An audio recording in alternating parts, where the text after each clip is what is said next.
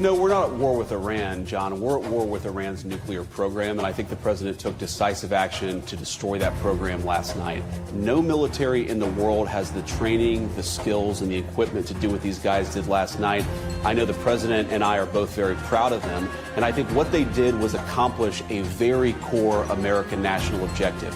Iran cannot have a nuclear weapons program. The president's been very clear about this, and thanks to the bravery and competence and skill of our great pilots and everybody who supported this mission, we took a major step forward for that national objective last night. You're cutting me off and now you don't care. I can't keep up. Oh, I don't fucking care, brother. Come on. Okay, great, but What's just- good about the goddamn...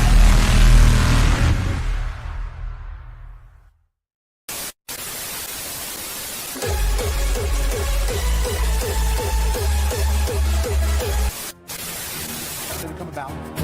Yeah, well, we were actually working on that just as I left the White House a couple of years. So that's good news. The president did that call. Actually, I think what it means is quite simple. First of all, the president, without on wood, having a single American casualty, obliterated the Iranian nuclear program. We are now in a place where we weren't going to go. A week ago, Iran was very close to having a nuclear weapon. Now, Iran is incapable of building a nuclear weapon with the equipment they have because we destroyed them. So that's a very, very good thing. Now, what that means, I think, is we have to talk to Iran and, of course, to Israel about what the future holds. Because while we have obliterated the Iranian nuclear program, our hope and our expectation is they're not going to try to repeat that.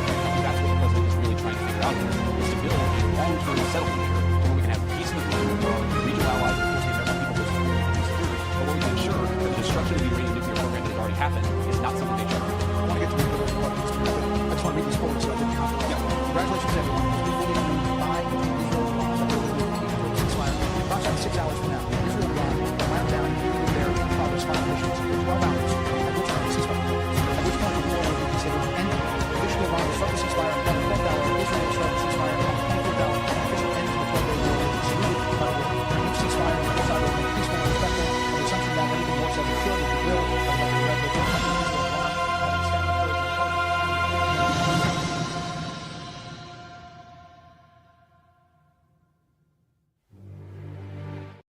Good evening, ladies and gentlemen. Hope you're all having a wonderful night tonight. Tonight, we have all sorts of fun little things to talk about. Richard is back after his violent mouth surgery. Still in recovery, though, so he won't be talking too much tonight. But before we get into all of the fun festivities, World War III started and got canceled in the last couple days, which I was really bummed about personally. If you would all... simply, oh shoot, gosh darn it. Observe the graph. Yeah, observe the graph. The first thing I do is click on the wrong thing. Put my money all in, please. To nothing ever happens. But before we get into all that, how's everybody's night going tonight? It's good. It's hot as balls here, so I'm trying to stay cool. My two ACs are fucking blowing ice cubes right now.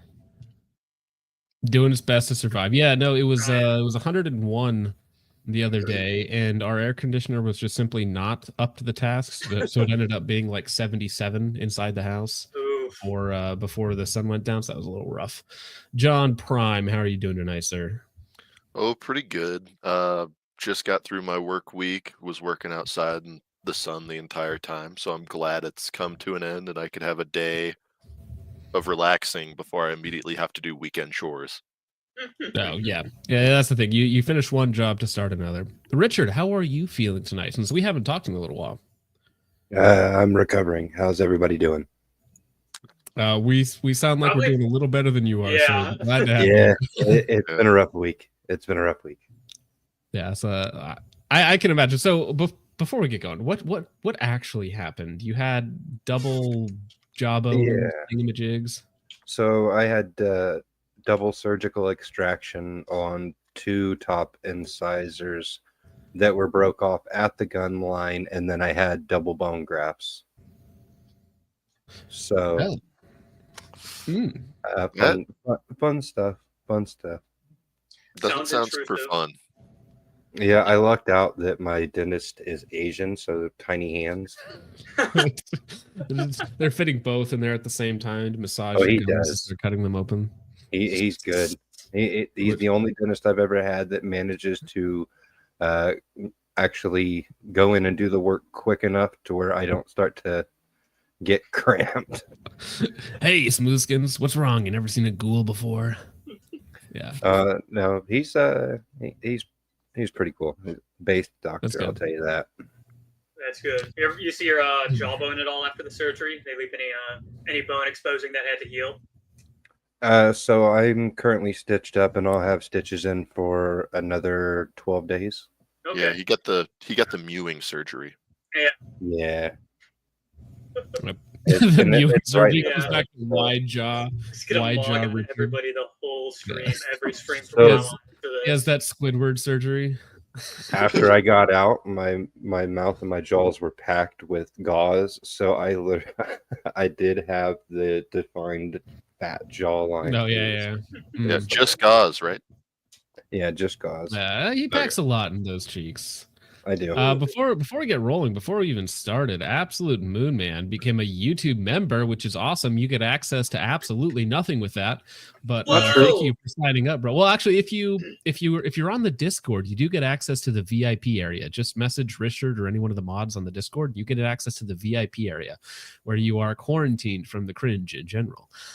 Coral Weezer for 189 says, so early and heterosexual. Yes, indeed, very. I'm a proud heterosexual. Isn't that what Lucas said that people started roasting him for? Huge ass for 189 says late gay melanated behaviors, the duality of man right there. Yeah.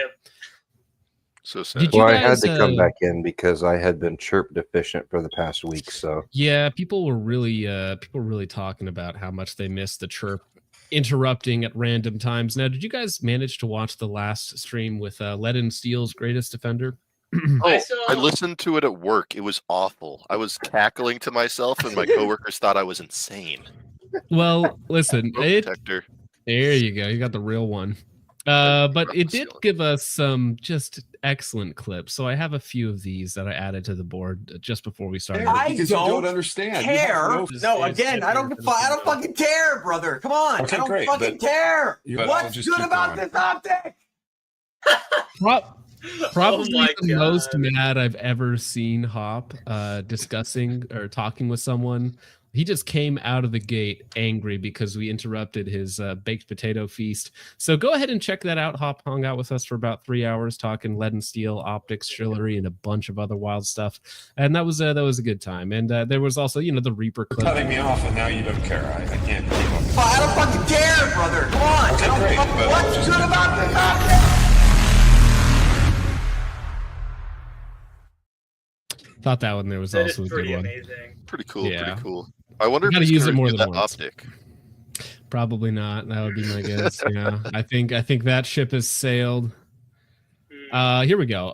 But if for all of the schlomos out there that were hoping for more blood, what was the meme that's floating around? Republican, Mr. Blood Feast or whatnot. The politician who's like about to die, but all he wants to see is one more bomb get dropped before he goes or something like that. So he's a big sad today. Congratulations to everyone. It has been fully agreed between Iran and Israel that there will be a complete and total ceasefire in approximately 6 hours from now, when Israel and Iran have wound down and completed their in progress final missions. What a weird world you live in. Yeah. Wow. Iran's like, hey, by the way, we're gonna retaliate against this base, so like make sure nobody's there to get hurt. And then USA is like, hey, by the way, we're gonna bomb these sites, so like make sure all your guys are out so they don't get hurt. And then it's like, hey, 6 hours from now, we're gonna stop killing each other once we're done with what we're doing right now. It's so like laissez-faire to the people that are like actually involved in these situations. It's just a weird world in which we live. It's not their tax dollars. It's a gentleman's war. You have to give due time and notice for the bombings to occur. Right.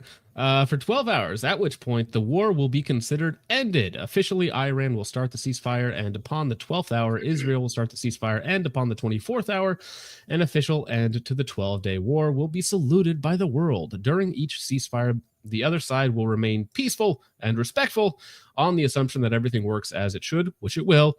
I would like to congratulate both countries. I wonder if, as he's dictating these to like one of his assistants, if he's just talking, the assistant just writes it down exactly as he said it with no editing whatsoever, or Yeah, if he actually types this stuff up himself.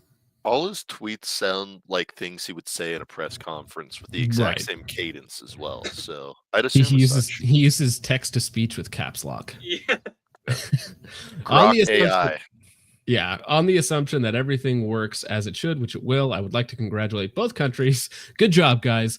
Israel and Iran on having the stamp. What a weird thing to say to the guys that you just bombed. On having the stamina, courage, and intelligence to end what should be called the 12-day war. This is a war that could have gone on for years and destroyed the entire Middle East, but it didn't and never will. God bless Israel. He did them first. God bless Iran. God bless the Middle East. God bless, oh, there we are. God bless the United States of America, and God bless the world. Donald J. Trump, President of the United States of America. So World War III, it's over. Yeah, the 12-day war.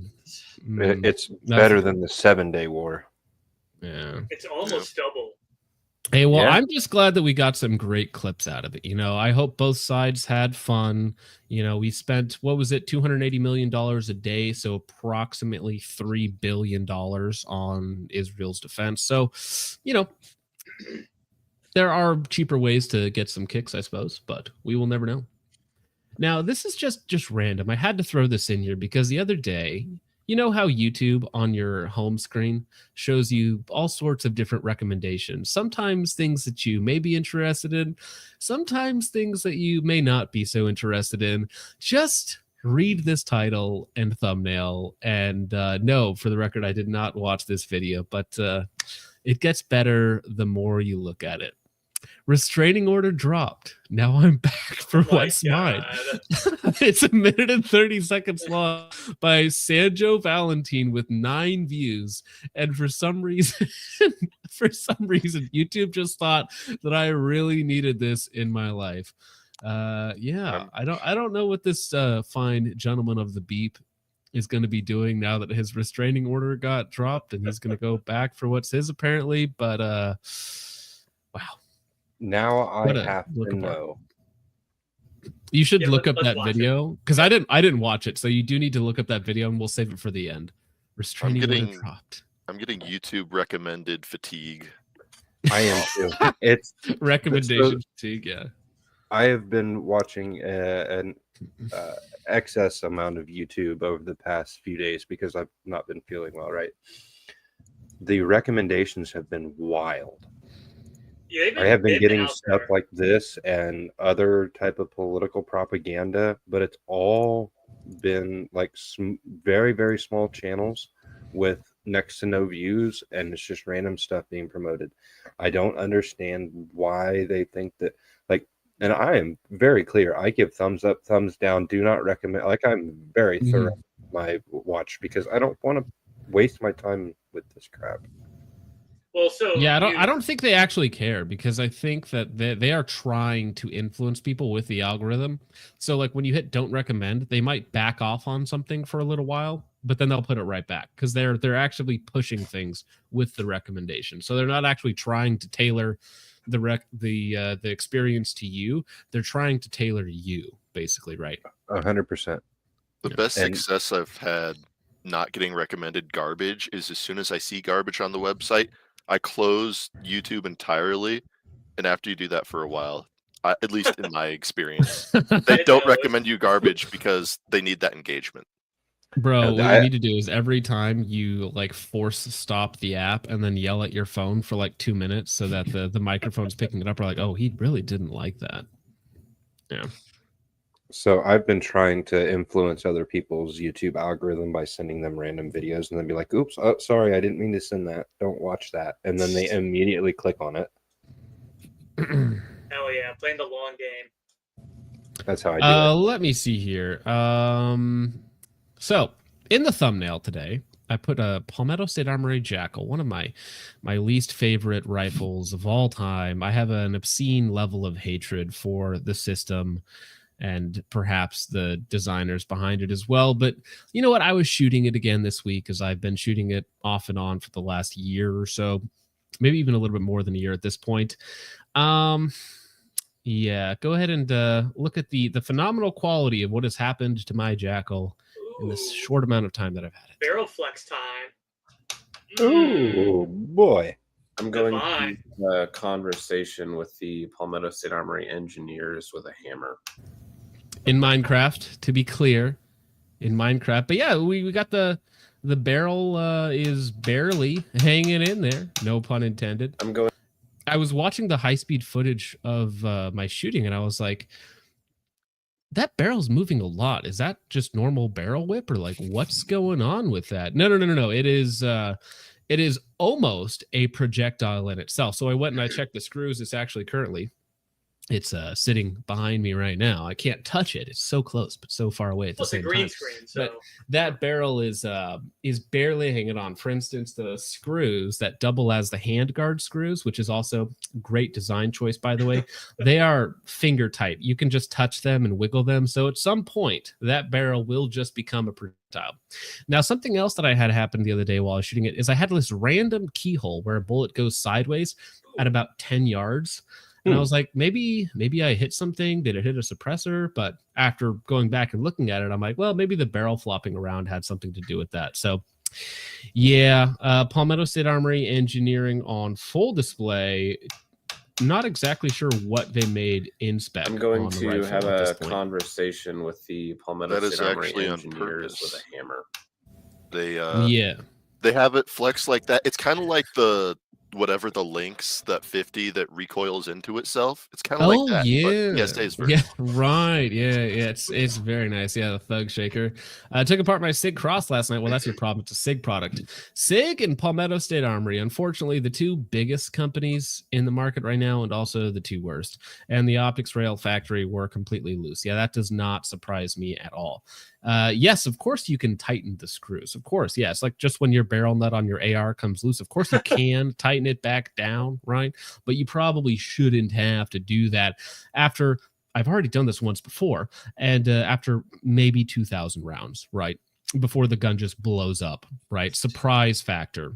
It's a surprise mechanic of your PSA Jackal. But John, Loctite exists, right, John? Just put some Loctite on it.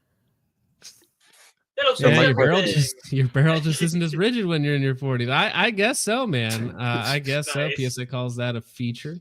Fair enough. Now, speaking Have of you- PSA Jackals, I went to their website today and I saw this monstrosity. I was like, this is Beautiful. one of the ugliest things that I've ever seen in my life. Makes me want But to cry. something else more beautiful than the object itself. Can you guess the price tag? 2,500. Nope. $1,488. I was gonna guess 1,400 too. It is $1,800. Jesus. Now, the standard Jackal is $1,200. So, with a craptastic Cerakote job and a carry handle, and I think a trigger, they were like, you know what? $600. It's a $400 carry handle. It's something. So I mean, because that's actually the exact same model I have, minus the the accoutrements on it. Because I have a 14.5. That's a 14.5. That one is just for some reason $500-$600 more expensive for the paint job. Although I think that this actually will resonate with a lot of Palmetto State Armory buyers, where they want to spend as much money as possible on the worst possible product rather than just buying something that's decent in the first place. Because I mean, that's a Gen 1 Jackal. That's a Gen 1 14.5 Jackal, $1,800 out the door. Gross. They got to do something to get rid of the Gen 1s. Well, I was kind of thinking that, like, maybe they're not making enough money on the Jackals, so they're just throwing random crap on them. Like, maybe this will sell. Retro is in right now. Camo is in right now. So we're throwing a carry handle. Yeah, it also has an A2 grip. Thank you for pointing that out. I didn't even notice that. Yeah, so it's got a $30 carry handle and a free A2 grip and a nice trigger in it, so people will feel it and be like, "Oh, this is kind of nice," when it's literally just a $1,200 Jackal. It's a piston. It's a piston AR A2, right? Yeah, the PIS A2, we'll call it. Yeah, $1,800 is Geisley money. Yes, it is. Did it go into QC on the rail? Probably not. Almost certainly not. Is it a $1,200 Jackal or is it a $850 Jackal? Well, when you go to resell it after you figure out that it doesn't shoot very well and you don't like it that much, it's an $850 Jackal. Yes. Mm-hmm. Yep. All right. Well, now we can get, I guess, to the main story of the evening, and that is Sons of Liberty Gunworks being accused of some shenanigans, bad behavior, let's say. Let me blow this up for you, gentlemen, so you guys can see this a little bit better. But before we get to that, we will go through some of the support, because you guys are being quite nice. Pat, for $4.99, says, off topic, but do you believe the AAC Ranger 5 Mini is OSHA approved hearing safe like they say? First K-Can I've heard that claimed to be OSHA approved. Yeah, I'm not sure what OSHA is doing with suppressors. I could be wrong, but that sounds like somebody thought that might sound good on a memo somewhere, so they were like, just type it out. Type it out. Nobody's actually going to check. Ranger 5 Mini. And by OSHA approved, they mean under 140 at the muzzle, right? I think that's all they mean, is that the decibels it's for a single... Under 140 for a single impact. Right. So it says that it hits 138.9 on a 10.3. On a 10.3 at with XM 193. So I mean, that's quiet if true. Is it actually OSHA approved? I don't even know what that means. But I mean, maybe it hits those decibel numbers. Does OSHA have like a regulation for that sort of thing, like a safe sound barrier for shooting? 140, one exposure at 140 decibels is what they consider. Anything more than that is not hearing safe. Anything less than that is hearing safe, according to OSHA. So I don't think that OSHA actually signed off on that specific suppressor. It would also did not happen. It would also have to depend on the ammunition used in the barrel length too, like. Yeah, well, they claim out of a 10.3, it was 138.9, which is that's quiet if true. Yeah, true. Quiet. Huge ass for $4.99 says, due to poor professional choices on my part. Hey, I make a lot of those. I ended up in Little Rock today. The sheer amount of chirping detectors nearly drove me insane. Yeah, bro. Section 8 housing was it's a chirp factory. You don't know what they're making in there, but it must be fat. Thank you. Perfect. We missed you. Balls Deep in Vagina for $4.99 says, you think racism is your ally? You merely adopted the racism. I was born in the racism. True. Nobody cared who I was till I used the slur. Thank you, Balls Deep. Nick for $5 says, Trump has an assistant print memes off for him to look at. That sounds very real, because Trump and my dad are about the same age. And I remember when my dad, like just a couple years ago, would call memes memes. So yeah, it is that generational behavior. I'm not kidding. Nothing ever happened. Stonks soaring right now, by the way. Yep. B2 came in, ended the war, which I mean, the B2 is pretty cool. So I don't hate that aspect of it. And we got to test out some munitions and see how cool they were. But other than that, you know what? Yeah. I like the idea of a printed memes for boomers. Like make up the funnies again, but it's just modern memes. It's a subscription service. Ooh, that's good. Yeah, that's good. And you make AI slop ads for YouTube and then target people who already watch AI content, like boomers and whatnot. That's a good move. Actually, just 3D print it. Garbage. Send it to them in physical like figurines. You know, that's actually good.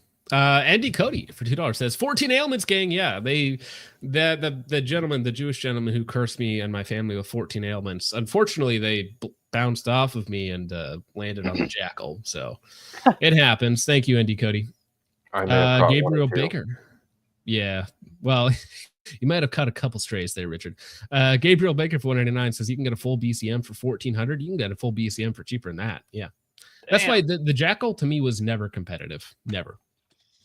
But thank you, Gabriel, for the $199. John Carter for $499 says, if you were a gun tuber shielding SIG P320s and PSA Jackals in 2025, you'd probably be wearing a Wasson. Yeah. They have done some pretty good marketing, but then they also have a tendency to say really stupid things. But if you're shilling PSA and SIG and P320, you're probably named GBRS. Just saying, bro. Oof. Thank you, John Carpenter. Jay Lewis for $5 says, many such cases. Jay Lewis for $5 says, Nick, my Joker ran 120 rounds deep, 0 failures, SHTF certified. Yeah. I believe you. I believe that you it's minute a beer can at 20 yards. Good enough for Focus is me. my dad. He's abusive. LMAO.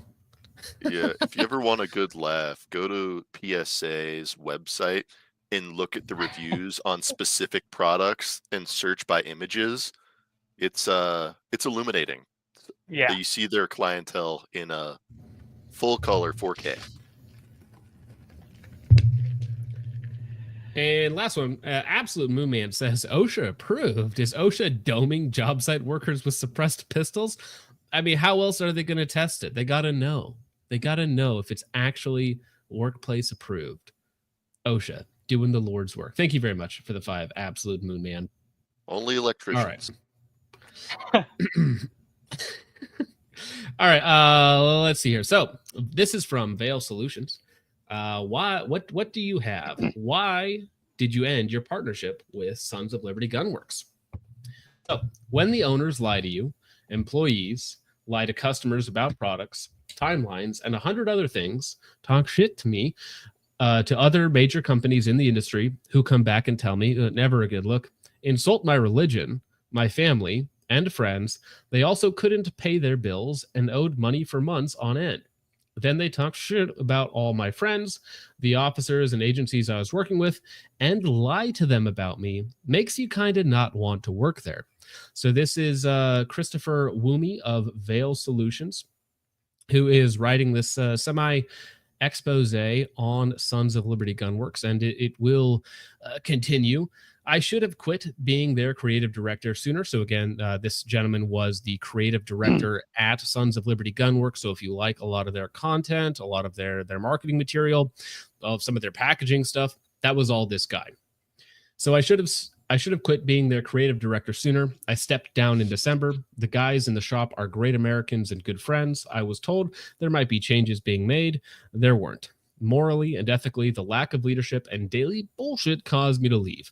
One owner had me blocked on all social media while I was the director there, even when the Tomahawk rifle, which is, I believe, something he worked on, was the #1 SKU in 2024.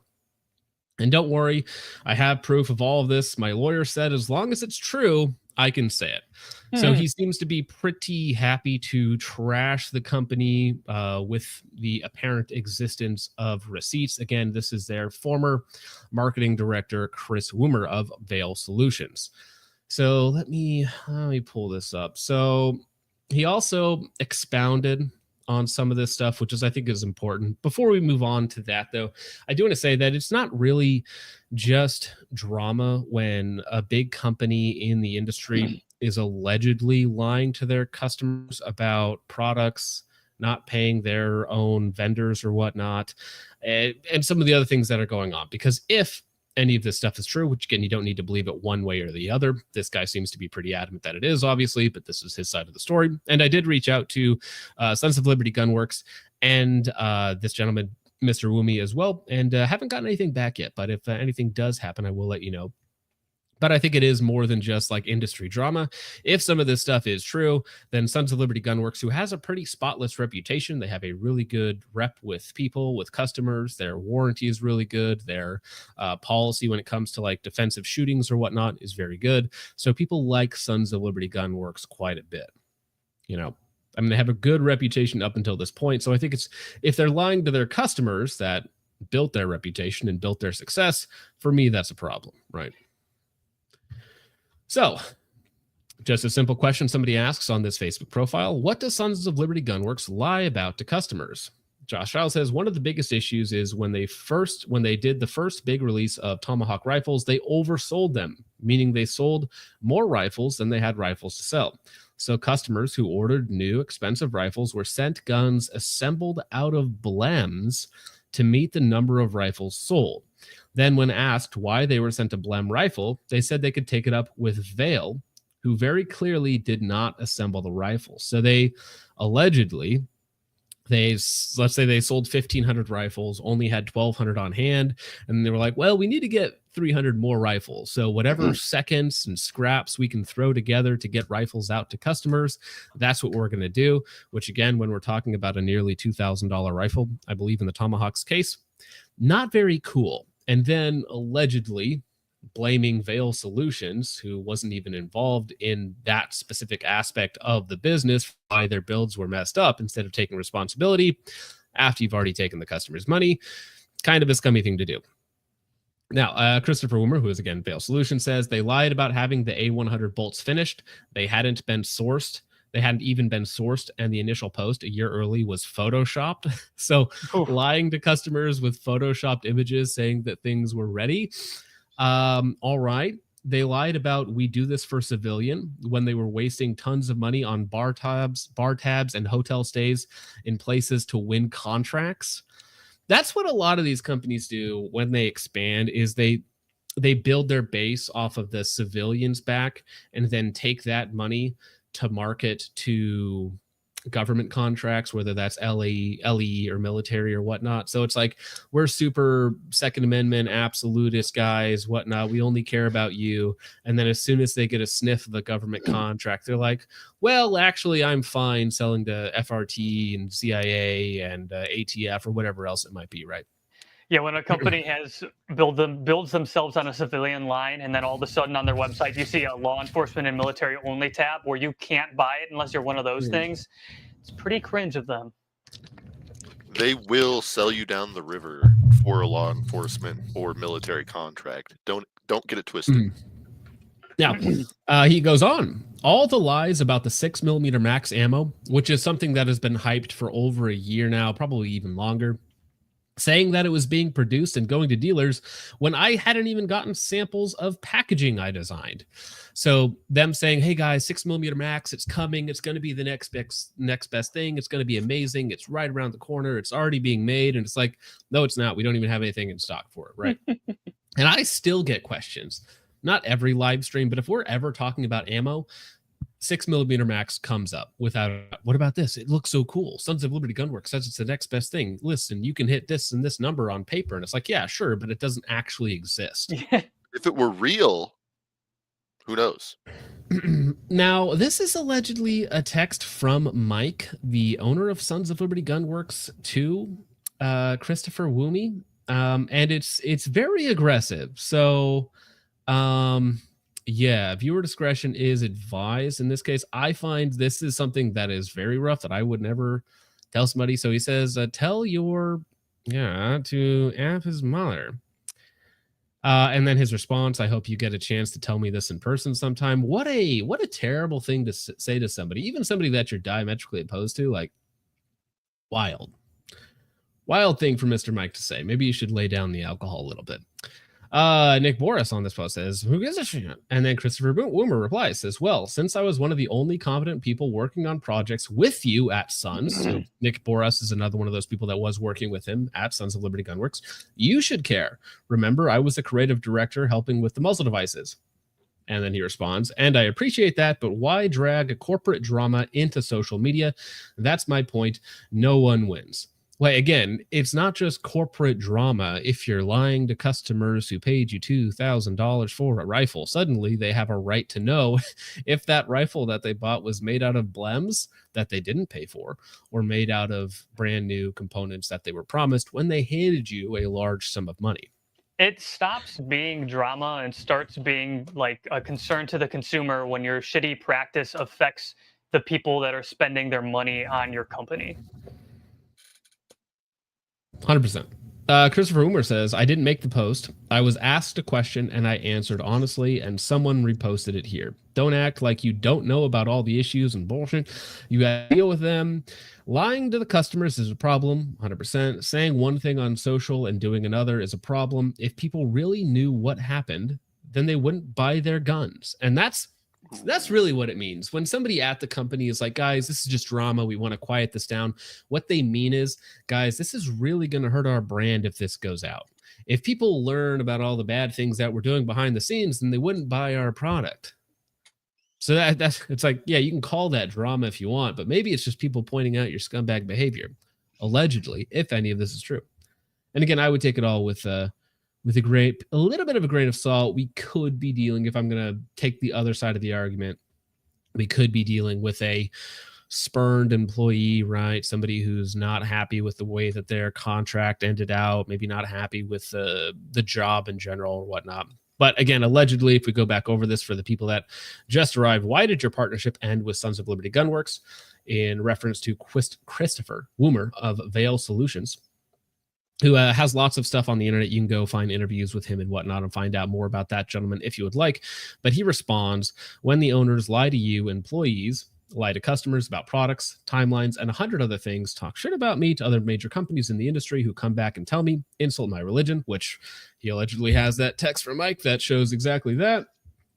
My family and my friends, they also couldn't pay their bills and owed me money for months on end. That's a really big deal as well. If you can't pay your employees, we hear this from precision. Yeah, I know. It's like, all right, get in line with the other 12 companies not paying their money that they owe. My friends, the officers and agencies I was working with, and lie to them about me makes you kind of not want to work there. Yeah, sounds like a bad work environment. I should have quit being their creative director sooner. I stepped down in December. The guys in the shop are great Americans and good friends. I was told there might be changes being made. They weren't. Morally and ethically, the lack of leadership and daily bullshit caused me to leave. One owner had me blocked on all social media while I was the director there, that is just great corporate culture there. Even when the Tomahawk rifle was the #1 SKU in 2024. And don't worry, I have all the proof of this. My lawyer said, as long as it's true, I can say it, which, yes, truth is always the best defense against somebody coming at you with like a libel claim or whatnot, right?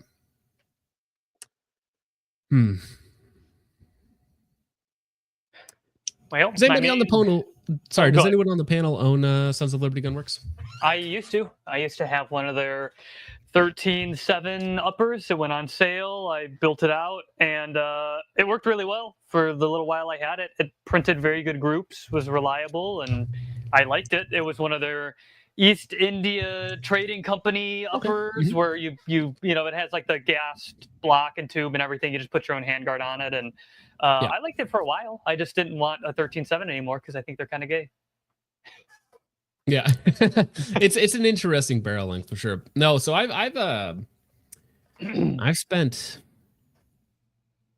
thousands of dollars at Sons of Liberty Gunworks for different parts for customers' builds and whatnot. So, I mean, personally, as somebody who buys from Sons of Liberty Gunworks, as somebody who has access to dealer pricing on their products, has given them to my own customers, I don't like that very much, not at all. Especially if obviously the claims are not that their individual parts might have been blems when they weren't supposed to be, but if that was the case and I got handed, you know, secondary or components that didn't pass muster, and then I shipped them off to my customers unknowingly, would not be particularly happy about that. Feels bad, man. Yeah. So, and are they? Thanks, Sons of Liberty Gunworks. I'm all for buying blims, but let me know that they're blims and hook me up. Right, don't make me pay full price for the blems, please. Allegedly. Do they make anything in house, or are they more of like an assembler? Because people are saying in chat they use Ballistic Advantage barrels, which is so they've used many different manufacturers. So yeah, they used to make, or they still use some Ballistic Advantage as an OEM. Their handguards are made by Zev/Mega, which I've also used a lot of their handguards and builds for customers. And their other components are made by different people, right? So you're going to see they assemble and design some components. How much do they actually make in house? I would warrant or wager very little. Good to know, I suppose.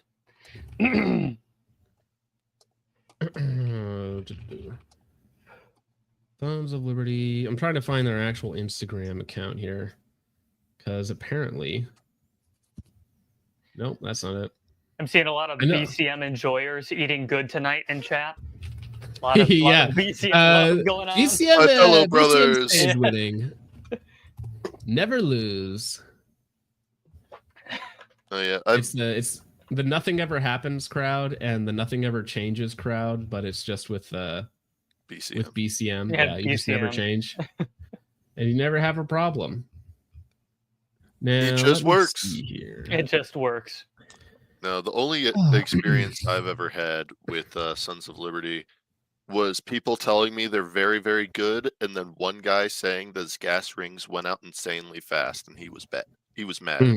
Well, So that's all I probably know. because they sourced it from Microbest, and Microbest gas rings have a tendency to just go out very quickly. Now, Sons of Liberty Gunworks, I mean, like, unfortunately, they go down the route of Noveski in a lot of ways. This is a woman. Woman, but also like just pretty obvious side. Guys, can we get this off the screen? I'm really scared right now. This is the most calm down. woman I've ever Calm seen. down, gentlemen. But I'm they do actively getting psyoped. Yeah. How do we?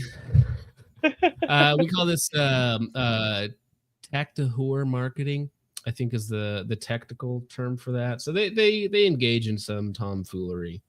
I never understood that. It's like, look, a hot lady holding a rifle, bro. Who fucking cares? Well, actually, do you want me to tell you exactly why they think that is super cool? Boomers. It's this guy right here. It speaks to this demographic. Oh, okay. Yeah. Yep. Nothing says quality rifle like woman with boobies holding it. That's all I need to know, brother. Anyways, here's your Blem rifle. Don't pay attention to that. Just check out the lady on the cover.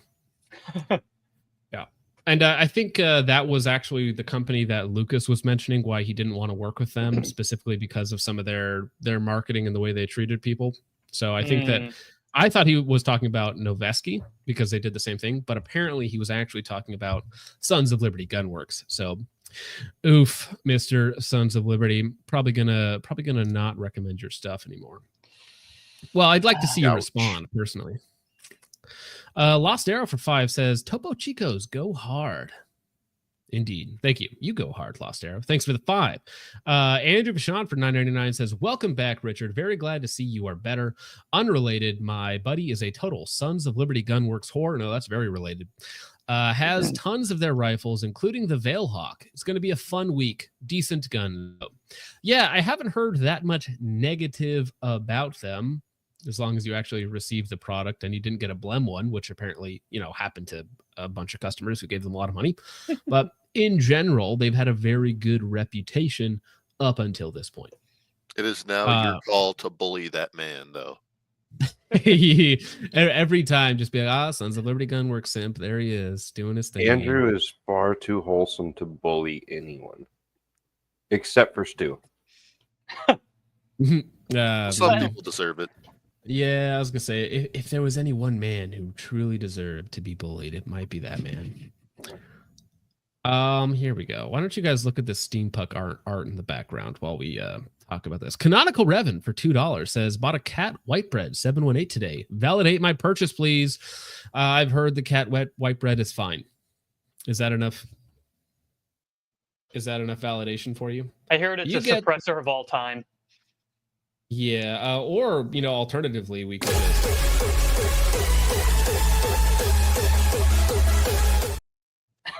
Whatever works best for you, man. Appreciate it.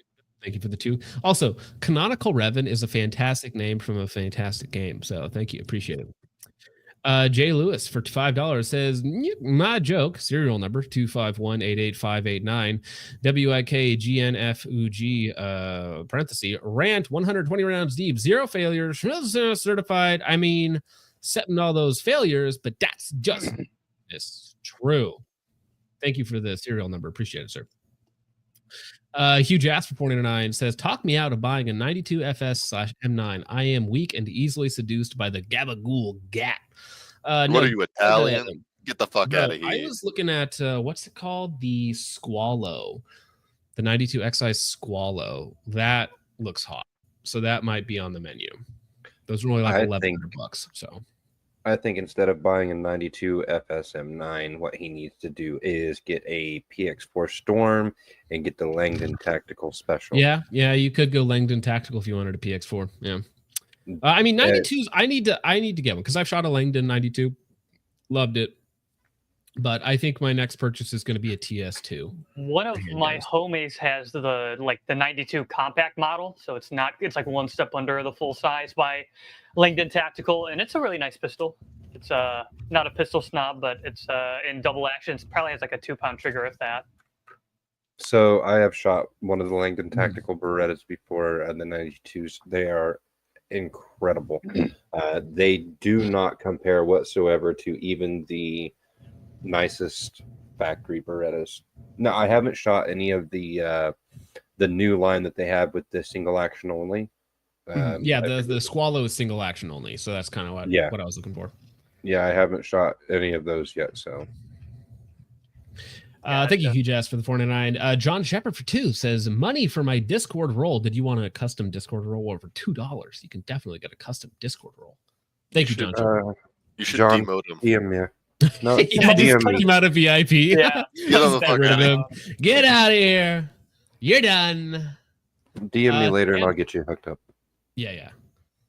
Takama for 5 says, lol, the Tomahawk rifle is great on the display pic compared to everything else. ...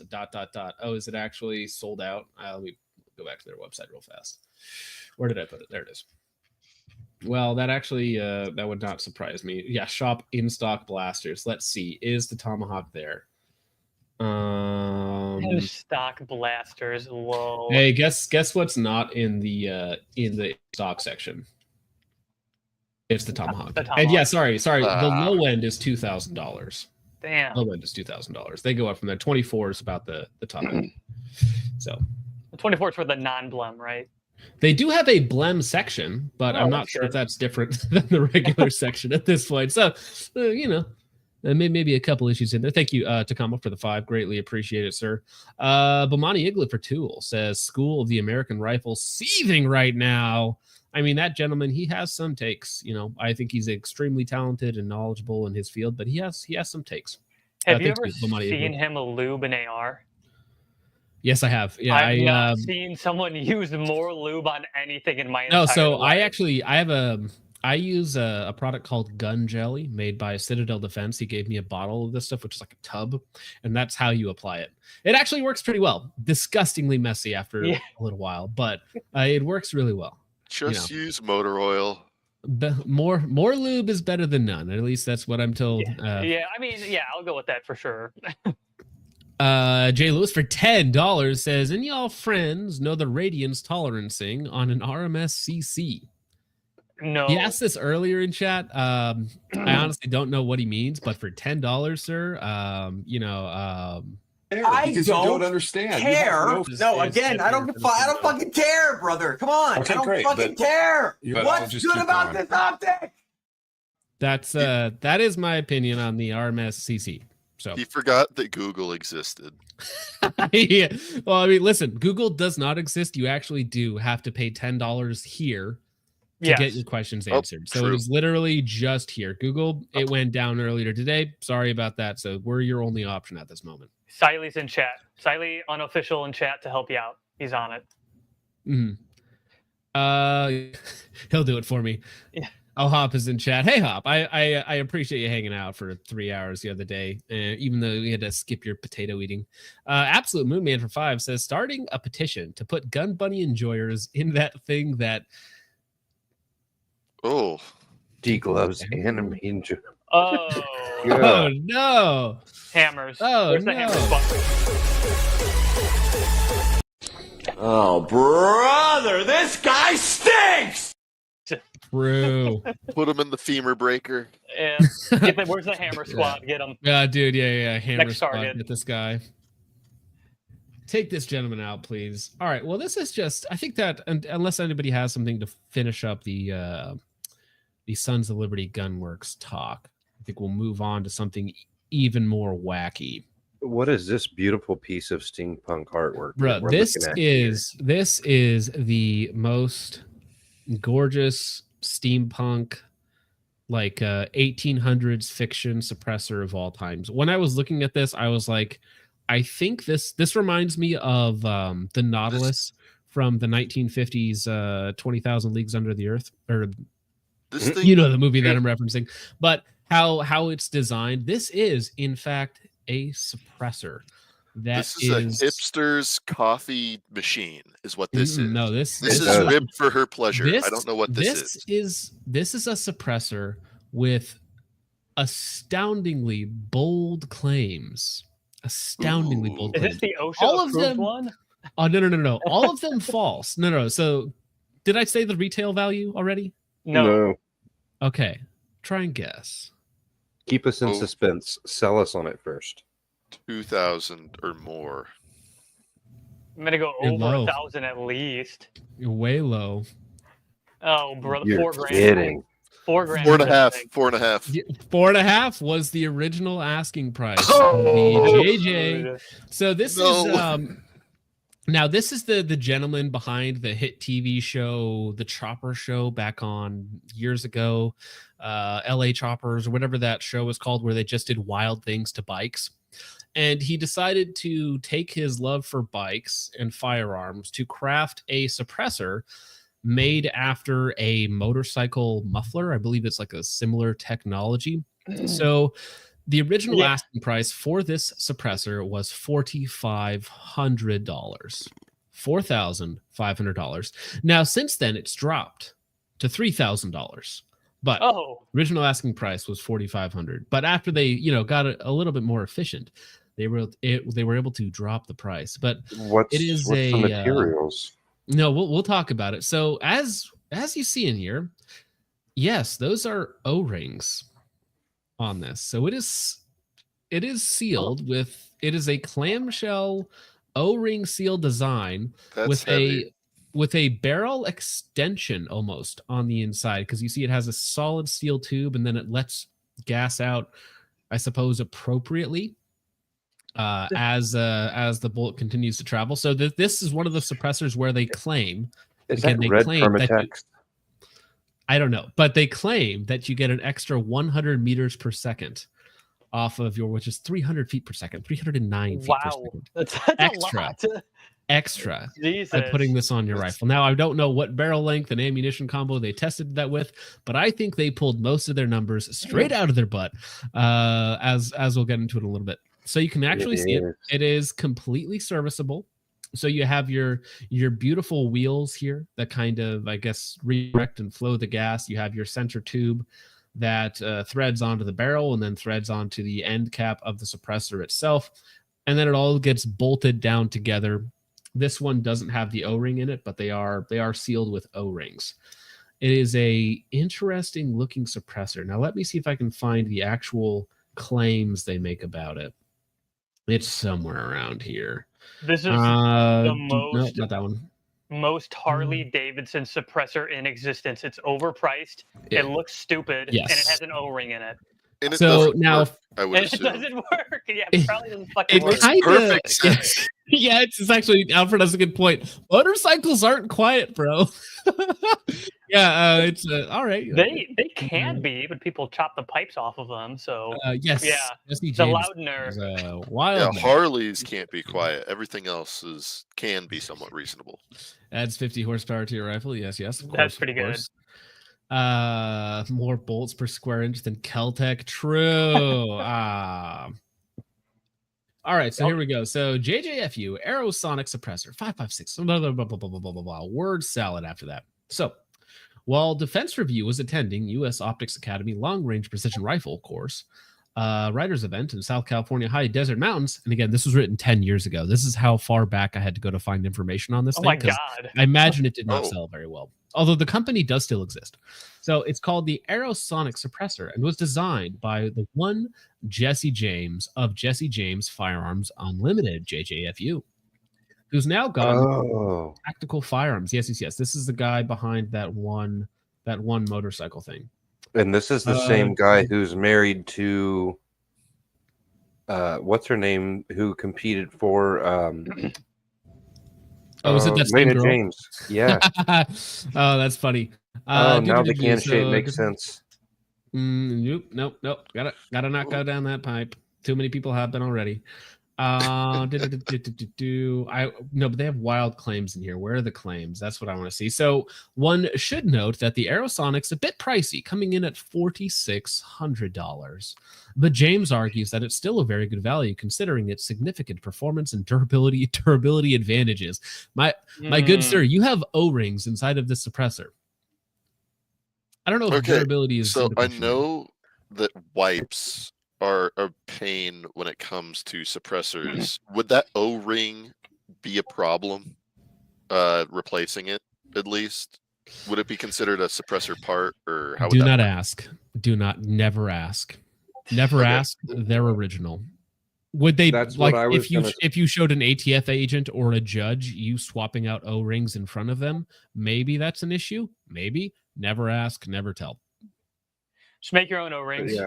It's really easy to do it with a I'm making like them an in the Infinity Well, no, that's what- thing. We're making No, them in you the- just what you they're just having you always do. claim that they're original. You just always claim that they're original. That's it. No, that's what they're having you True. do though. If you look at it, that was absolutely red permatext because they have a channel machined in one of the two clamshell pieces Yeah. to keep the red permatext gasket sealer.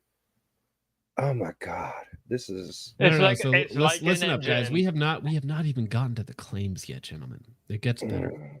We have effectively figured out a way to reduce the air pressure as it enters the suppressor chamber and slow it down in a gentle way, dramatically reducing the sound and eliminating muzzle flash.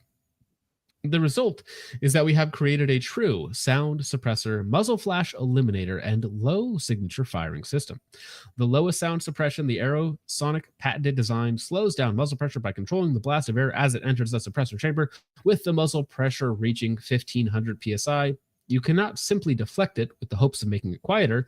The air pressure must be controlled and bled off, slowing it down. Our unique design lets the air expand in the pulse shape of our supersonic sound wave. All internal surfaces are machined with organic curves. I think this guy's really into curves. In an effort to reduce turbulence, turbulence equals harmonics. Harmonics equals sound. The more gently you can slow down the air, the quieter the results. Supersonic air pressure is also regulated with our patented inner barrel design, which is that steel tube that has ports on the inside, which I guess does let gas into the suppressor itself slower than just dumping it all at once, which who knows if that actually helps. Pressure relief slots are machined in an oscillating pattern. This regulates the outward flowing into the suppressor chambers. This helps the already expelled air to bleed off and not be hypercharged as it passes through the suppressor chambers. Test fired with 5.56 ammo. Sound was 78 decibels at the muzzle. What? So, So it for wasn't reference- supersonic. Well, no. Well- For reference, the action sound on a AR-15 is between 115 and 120 decibels. Wait, well, they only put it on a 50-inch barrel. Yeah, I mean, maybe honestly, if it's just dropping out the end. Yeah. Well, they didn't mention how Ah. close the microphone they were testing the sound with was far away from. Well, it so live. what they say is test fired with 5.56, sound of 78 decibels at the muzzle. Now that's just not true. We're going to get into the actual numbers because I was able to find the one group that actually did actual testing on it to get you the real numbers. Surprise, surprise, it's not very surprising.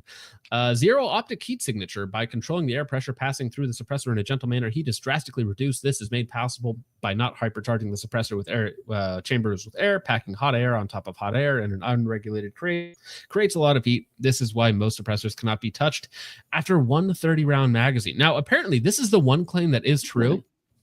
It remains much colder, much longer, that even after like 3 mags, you're still able to touch the suppressor, which is kind of wild, but maybe it's just because of the way that it doesn't let all the hot air vent into the very thick aluminum hole, which we'll talk about. They also claim that it has zero flash in any way, shape, or form. Maybe, maybe not. Fully field serviceable. Yeah, you can literally take it apart with Allen keys. Now, the one thing that this is a very stupid claim. We feel this is the most valuable feature of our suppressor. Most common suppressors have a 2,500 round lifespan. What? Since when? Even in 2015, that's just not the case. Cans were heavier and just completely steel back then. Like the can itself might have been 25, 30 ounces, but it definitely was not going to go away after only 2,500 rounds. We have several active prototypes with 20,000+ rounds and counting. Superior materials like titanium and Inconel and a 7075 aluminum hull and stainless steel are used in its construction, making for a very durable product. Aerosonic. So they claim 21 ounces, 8 inches long. But let me go to their actual website again. I want to. Do they have the actual? Oh, gosh dang it! I gotta see Aerosonic, JJFU Aerosonic, because I want to pull up what they claim, because they actually claim just stupid numbers. Okay, here we go. Perfect. So, the JJFU Aerosonic LSFS. We are offering a revolutionary new low signature firing system, LSFS, the Jesse James Firearms Unlimited Aerosonic. Current testing has audio peaks of 116 decibels at the muzzle, which sounds more reasonable, but that is literally just above what the action is rated at. With no muzzle flash, using 5.56 green tip ammunition fired from an M4 with a 10-inch barrel. Now, 116 decibels with M855 with no flash out of a 10-inch barrel, not happening. Even if it was subsonic, it's not happening. Like, that is 22 levels quiet. Brother, there's people in this chat who can fart louder than 116 decibels. Very possible. So the clamshell is made out of 7075 T6 billet aluminum and has a tensile strength of blah, blah, blah, blah, blah, blah, which doesn't really matter. So it is a aluminum shell that they're charging you $4,000 for it. Now, the first blast baffle is Inconel, which is good. That's what you want. But my $400 YHM cans also have an Inconel blast baffle, which is why they're so durable. So, so most suppressors cannot be touched after 130 round magazine. The Aerosonic patented design slows down muzzle pressure by controlling the blast, blah, blah, blah, blah, blah, which means that it stays cooler much longer. Now, nighttime testing, they say again, 0 muzzle flash. And here they claim 15,000 plus rounds, so not 20 plus thousand rounds. I don't know why that went down, but there was one group of dudes that actually tested the thing, and that was, scrolling down, that was Capital Armory. Capital Armory actually got some decibel readings out of the JJFU Aerosonic versus just a standard can, the Silencer Co. Spec War 5.56, which was like another generic can from 2015, 2016. And yeah. So again, JJFU claims, hey, our $3,000 can might be, expensive, but it's going to last 6 times longer than a $1,000 can. Those numbers are just pulled out of thin air. Next time you test one, do it at night. It's invisible. 0 muzzle flash. Again, thanks, Jesse James. Very confident. Very confident. However, the numbers are just really generic. So again, this is a forum post from 2016. This is the most up-to-date information I could find. We got to test out the JJFU Aerosonic LSFS can from Jesse James today. We also metered it along with a Silencer Co. Spec War 5.56. The Aerosonic averaged in the low 130s, which sounds about right for a big old can, and the Spec War 5.56 in the 128 to 130 decibel range. Womp, womp. We will retrieve the official numbers and averages later, but we can say that both cans sounded and performed great. Due to the decibel reduction, size, weight, baffle materials, and price point, the Spec War was the winner today because it's literally 1/3 the cost and the same size and weight. So congratulations there. The Aerosonic impressed everyone out today with the sound and also the way that it didn't get crazy lava hot after a few max. So again, I think the only thing that might be true is that because it doesn't vent all the hot gases into the suppressor itself, because of that tube on the inside, it doesn't get as hot as other suppressors that do vent all the hot gases instantly into the can, right? So I think that's about it. So $3,000, and actually, did I pull up? There is one video of him shooting it, and I will say that it looks. I'll pull this page. It looks very low back pressure, but you would expect that considering, again, it doesn't. All of the baffles are ported, and it doesn't even all of the gas into those ported baffles. So you would expect it to be very low back pressure. I think there is one where he's actually shooting it here. All right.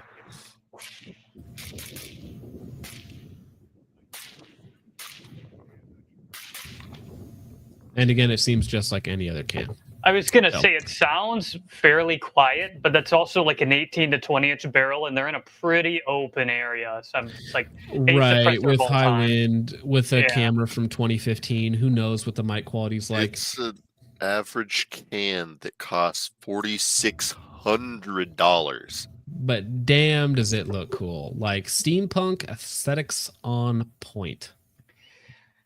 Yeah, I've always wanted steampunk masturbator on the end of my rifle. Now I don't know how many of these they sold. If somebody has one of these in the chat, could I take a look at it? I'd buy it off you. Yeah. All right. Well, it is kind of a slow news week considering it's Monday. I only have one more story that we can get to, and it is making gun owners look bad by News Nation. Yes. Yeah, training for the apocalypse. Before we get to that, Focus Trip's wife for $1.99 says, "Shoot out at dawn. Who wins, Brass or Hop?" Hop wins unless it's a PDW. Then Brass Facts wins. Okay, yeah. It depends on the weapon, I suppose. No, I really think depends Brass on has what the advantage with PDWs because of his size, whereas Hop really can't even use a PDW because his tarantula arms have to like bend close to his face to actuate them. So I don't think that's a fair fight. It depends on the weapon. If it's with handguns at a long distance, however, those arms you can just like put it in Brassback's face. You guys are all underestimating the fact that Hop will have drank so much the night before that dawn will be an issue for him. So Brass is going to win on default. That's hilarious. Well, whoever wins, Sako will be taken care of. That's the important part. Thank you. Why would lovers fight? Never get it. Exactly. Well, listen, I've seen the stats on lesbian love. Okay, fighting is actually the norm. I'll have you know. That's true. I didn't think about that. Kim Jong-un, North Korea's best Korea. True. 1 for 199 says Tavor 7 is the ultimate battle rifle. Pretty sure you're just wrong. Yeah, just no. No, thank you. No, thank you, sir. JL Ganas for 199 says, I want to hear OCL review the JJFU cans. That would be very funny because it's a retro can. It literally is a retro can. Probably not making it anymore. If you go onto their website and you look at the other stuff that JJFU is quote unquote making, everything on there is like $4,000 to $6,000. Like a generic 1911 with a color scheme on it, $4,000. Generic AR-15, $6,000, right? And it's all just like really disgustingly ugly color schemes and whatnot. Did you see the 1911 that he made for Trump? No, I didn't. Man. Oh, yeah, I'll have to pull that up for you. Is it what we think it is? Yeah, it's gorgeous. That's a yes. Does it have Trump after he's been shot holding his fist up with the American flag? No, behind him the humble and marksman is here. Why is Pat talking about Katie Lang? They're talking about Katie Lang because we were talking about Jesse James and the JJFU cans, I imagine. Mitzvah TV for 109 says, why has nobody used a Helmholtz for a suppressor? A Helmholtz? What? A what? Do I want to know what this is? Somebody in chat said that Napa sells suppressors for really cheap. It's pretty good, King. So That's true. Yeah. You know, so does AliExpress. I've noticed. I keep getting ads for these solvent traps. Why does nobody use a Helmholtz? Brother, I googled that. I didn't find anything, so I don't know what a Helmholtz is. There is a Hermann von Helmholtz, who was a German physicist, so I don't think he would work very well as a suppressor. I mean, probably get him to make you one. could. Are we talking about a Helmholtz resonator? Oh, so it's literally just a muffler. You're talking about literally just using a resonator for a muffler. Okay. So apparently he designed the Helmholtz resonator. Interesting. I don't know. Absolute Moonman for 10 says West Coast Choppers has Gun Bunny Enjoyer energy. Very true. I reiterate my position on Gun Bunny Enjoyers. Nobody who is close to having an AARP membership enjoys them. Yeah. No, I mean there are some middle-aged degens. I know some people who enjoy Gun Bunny secretly. Some of my. Yeah, well, there's lots of them. I mean, some people who pretend to be based really like them. That's another story we could talk about. Another training group who also employs porn stars while pretending to be Christian, trad, and based, and then they sell $80 Bibles. Well, no, but this is a training group. Training organization. It also applies to GT. Instead of GT, it's OTG. Sorry, guys. Heat versus rubber. I'll place my bets on Heat. Yeah, O-rings on your $4,000 suppressor. Yeah. He's going to win. Schnitzel for 499 says Jesse James not only designs weird suppressors, but he also fumbled Kat Von D. Yeah. He's, a lot of the old guard kind of give me the, what do you call it? Precious guy. What's his name? Terran Tactical vibes. Oh. It happens. GB Guns for 2 says, I hate it when my air is hypercharged. Yeah, they use that word a lot. I'm not exactly sure what it means yet. Pat for 199 says, so the JJFU is OSHA approved? Yeah, at 78 decibels. This is workplace certified, my dude. Thank you for the 199, Pat. And Focus Strip's wife for 199 says, say it with the meeting. Skibbity toilet riz. Is that what the kids say? Clip it now. Mitzvah TV's 49 says it cancels out frequencies by bouncing them back. You can literally just throw frequencies back at each other. Cancel That's out. crazy, bro. Frequencies throw it back? Whoa. Throwing it back? With what frequency do you throw it back? Bro, she's a frequency. Oh, now we gotta stop. Holy. Oh, you're married. Ooh, here we go. Didn't know that. The custom built Donald Trump 1911 pistol by Jesse James. Okay, that's disgusting, right? But it also, like, what is this? This is a 5-inch with a huge island port section on the front. Mm-hmm. And it's never going to get shot, so who cares about reliability? But that goes sights. It goes unbelievably hard. Does that have a front sight? No, it has a front sight. Oh, I see. It should. The front sight should be on the island, but we're just being pedantic. I want a 12-inch sight radius. Well, if you look at the engraving on the front, the porting, it actually is a decent work, right? Oh, I mean the craftsmanship, of course, right? It's just so gaudy and hideous that it belongs in some Mexican cartel somewhere, like in a. It is basically a Mexican cartel because he wanted to give it to him personally, but he was a Levantian cartel. I'll have you know. Well, it went to. It was going to have to go to the National Archives if he accepted it while he was sitting president. So I think that Jesse. No, James wait. Trump can't own He's a firearm, felon, right? Well, hold on. This was before. This was back. Yeah, this is the March 2017. Oh, his first presidency. This is the coolest. 2017 or 2018, I think. This is the coolest evidence locker gun you could ever find, man. Bro, this is getting. If this showed up in an evidence locker that I was working at, it would be stolen instantaneously. Where'd it go? I don't know. Oh, darn it. The guy got away and I got this cool souvenir. That's wild, though. All right. Well, I suppose we could watch anti-gun propaganda. Hell yeah. I love it. Heavenly Father, we just thank you for this beautiful day, Lord God. We just thank you for another day of life on this earth, Father. We're just grateful for this property, this community, this opportunity to train, God. Help us to be safe. Help us to be vigilant of each other, God, and just pray that anyone who doesn't know you, Lord, they would come to know you, Jesus. So I know why they're starting it off with the group prayer is to show them as, I suppose, like Christian extremists or whatnot. Religious like, look at crazy. them. They're out here praying for safety before they start their drills. They're insane. They're a doomsday cult. Looks wholesome. So far, it looks extremely. Yeah, wholesome. there was nothing. There was in the prayer. It's like, hey, give us safety today, and pray for those who don't know you to come to know you, Lord. It's incredibly generic. You get the music in the background showing them training and running. It's like, here's the doomsday cult guys. We just pray for the media tries to make all these groups look like Far Cry 5. Right. Yes. It's the Far Cry 5 effect. Keep your rifle by your side, Kings. Well, if you guys remember, working out or physical activity is also right-wing coded or extremist coded, or I think they called it fascist at one point as well. So you're fat phobic if you work out.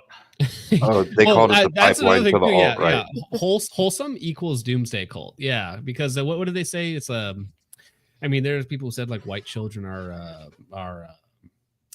wonderful. What's it called? well, I say that, but it's perpetuating racism or perpetuating, other terrible things apparently. So I guess the solution would be to stop having them to these people and replace them with others. But that solution sounds I don't kind of know. final to me. I don't know. No. Oh, which reminds me, gentlemen, did you guys do your dry fire today? Yeah. Yep. I did not dry fire today. Caught me. I was dry firing VC earlier. Oh, hey, there you go. Awesome. Lol. Yeah, actually, speaking of Wait. dry fire, though, we have these weekend gunner hoodies, and if you join the VC with him, he will bully you for not dry firing. So you can give him money for a sweatshirt and also get bullied by him. So some people pay a lot for that. You could just go to Goodwill. I feel bad. Yeah, you could also do that. I didn't Go for it, order Richard. mine yet. I didn't order mine yet. Sorry, Lance. Surgery put me back a little bit more than what I was expecting. Yeah. Big friend. When I do it, I'm gonna order like 3 or 4, and they're not cheaps, but I'm gonna get multiples, and I'm gonna get one for my father as well. So Sweet. I gotta get one before I deploy. Yeah, honestly, yeah, people should dry fire when they're watching this, unless they're like driving or on the toilet or something. Even I if can you're dry on the fire toilet, now, guys. You can still make it work. No, you're on the show. You can't do that. Oh. We Don't should pull a make that Lucas Botkin. Yeah, we should make that a segment though. Just like it pops up, covers the entire screen. Dry Oh, fire yeah. now. Well, actually, no, we can just make a banner. I'll do that on clips. Just to put a random target up for 3 seconds a piece on clips. Oh wait, no, I want it to be a ticker. Can I make it a ticker? Oh shoot. Ah, damn. Nope. I'll try it again. There we go. There we go. Perfect.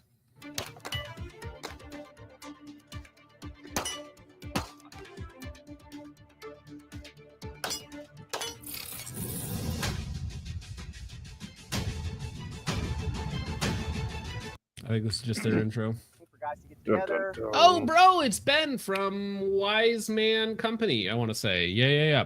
He has a terrible take about pistol lights, but other than that, he seems like a nice guy.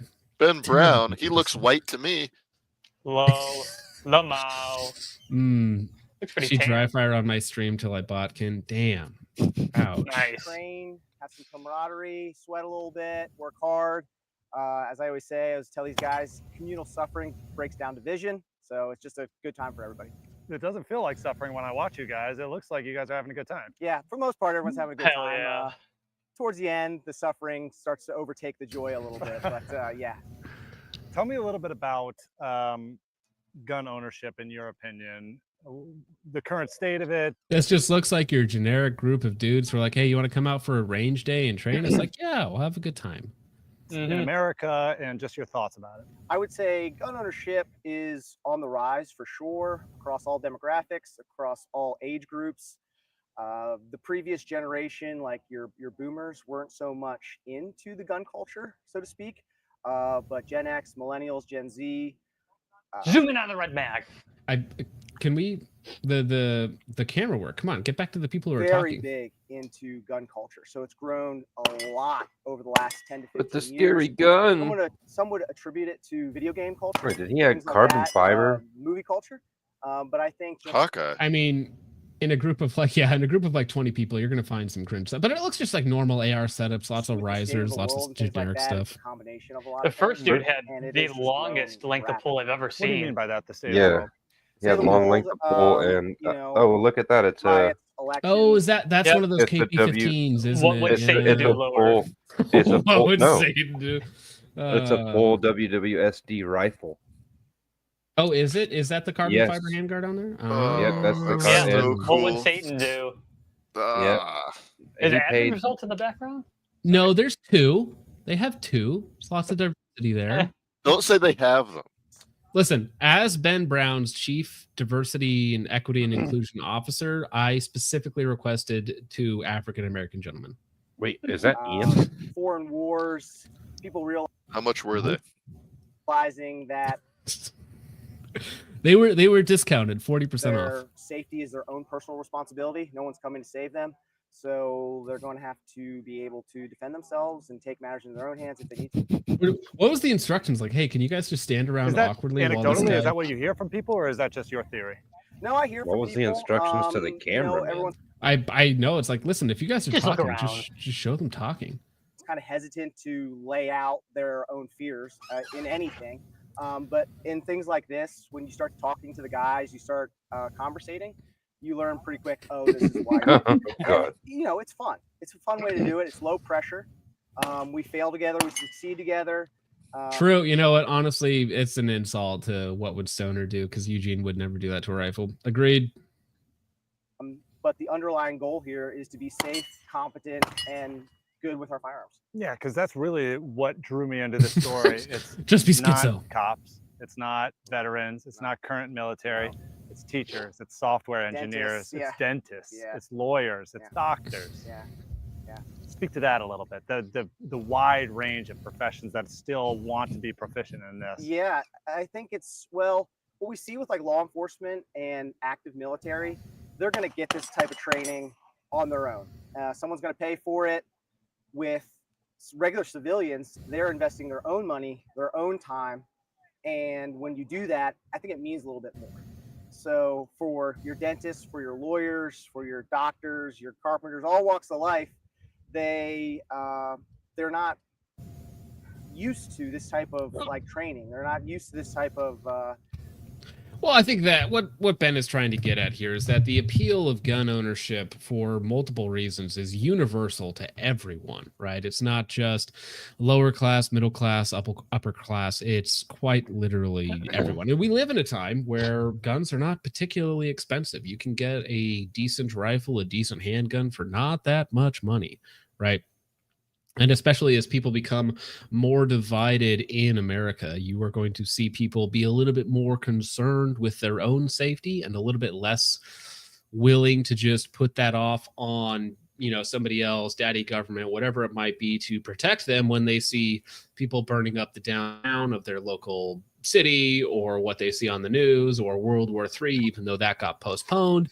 So that being said, though, yeah, I mean, gun ownership and training with it, getting good with it is just, if you live in a more divided country that's lower trust, you're going to see more and more people gravitate to that. It's going to be quite literally everyone.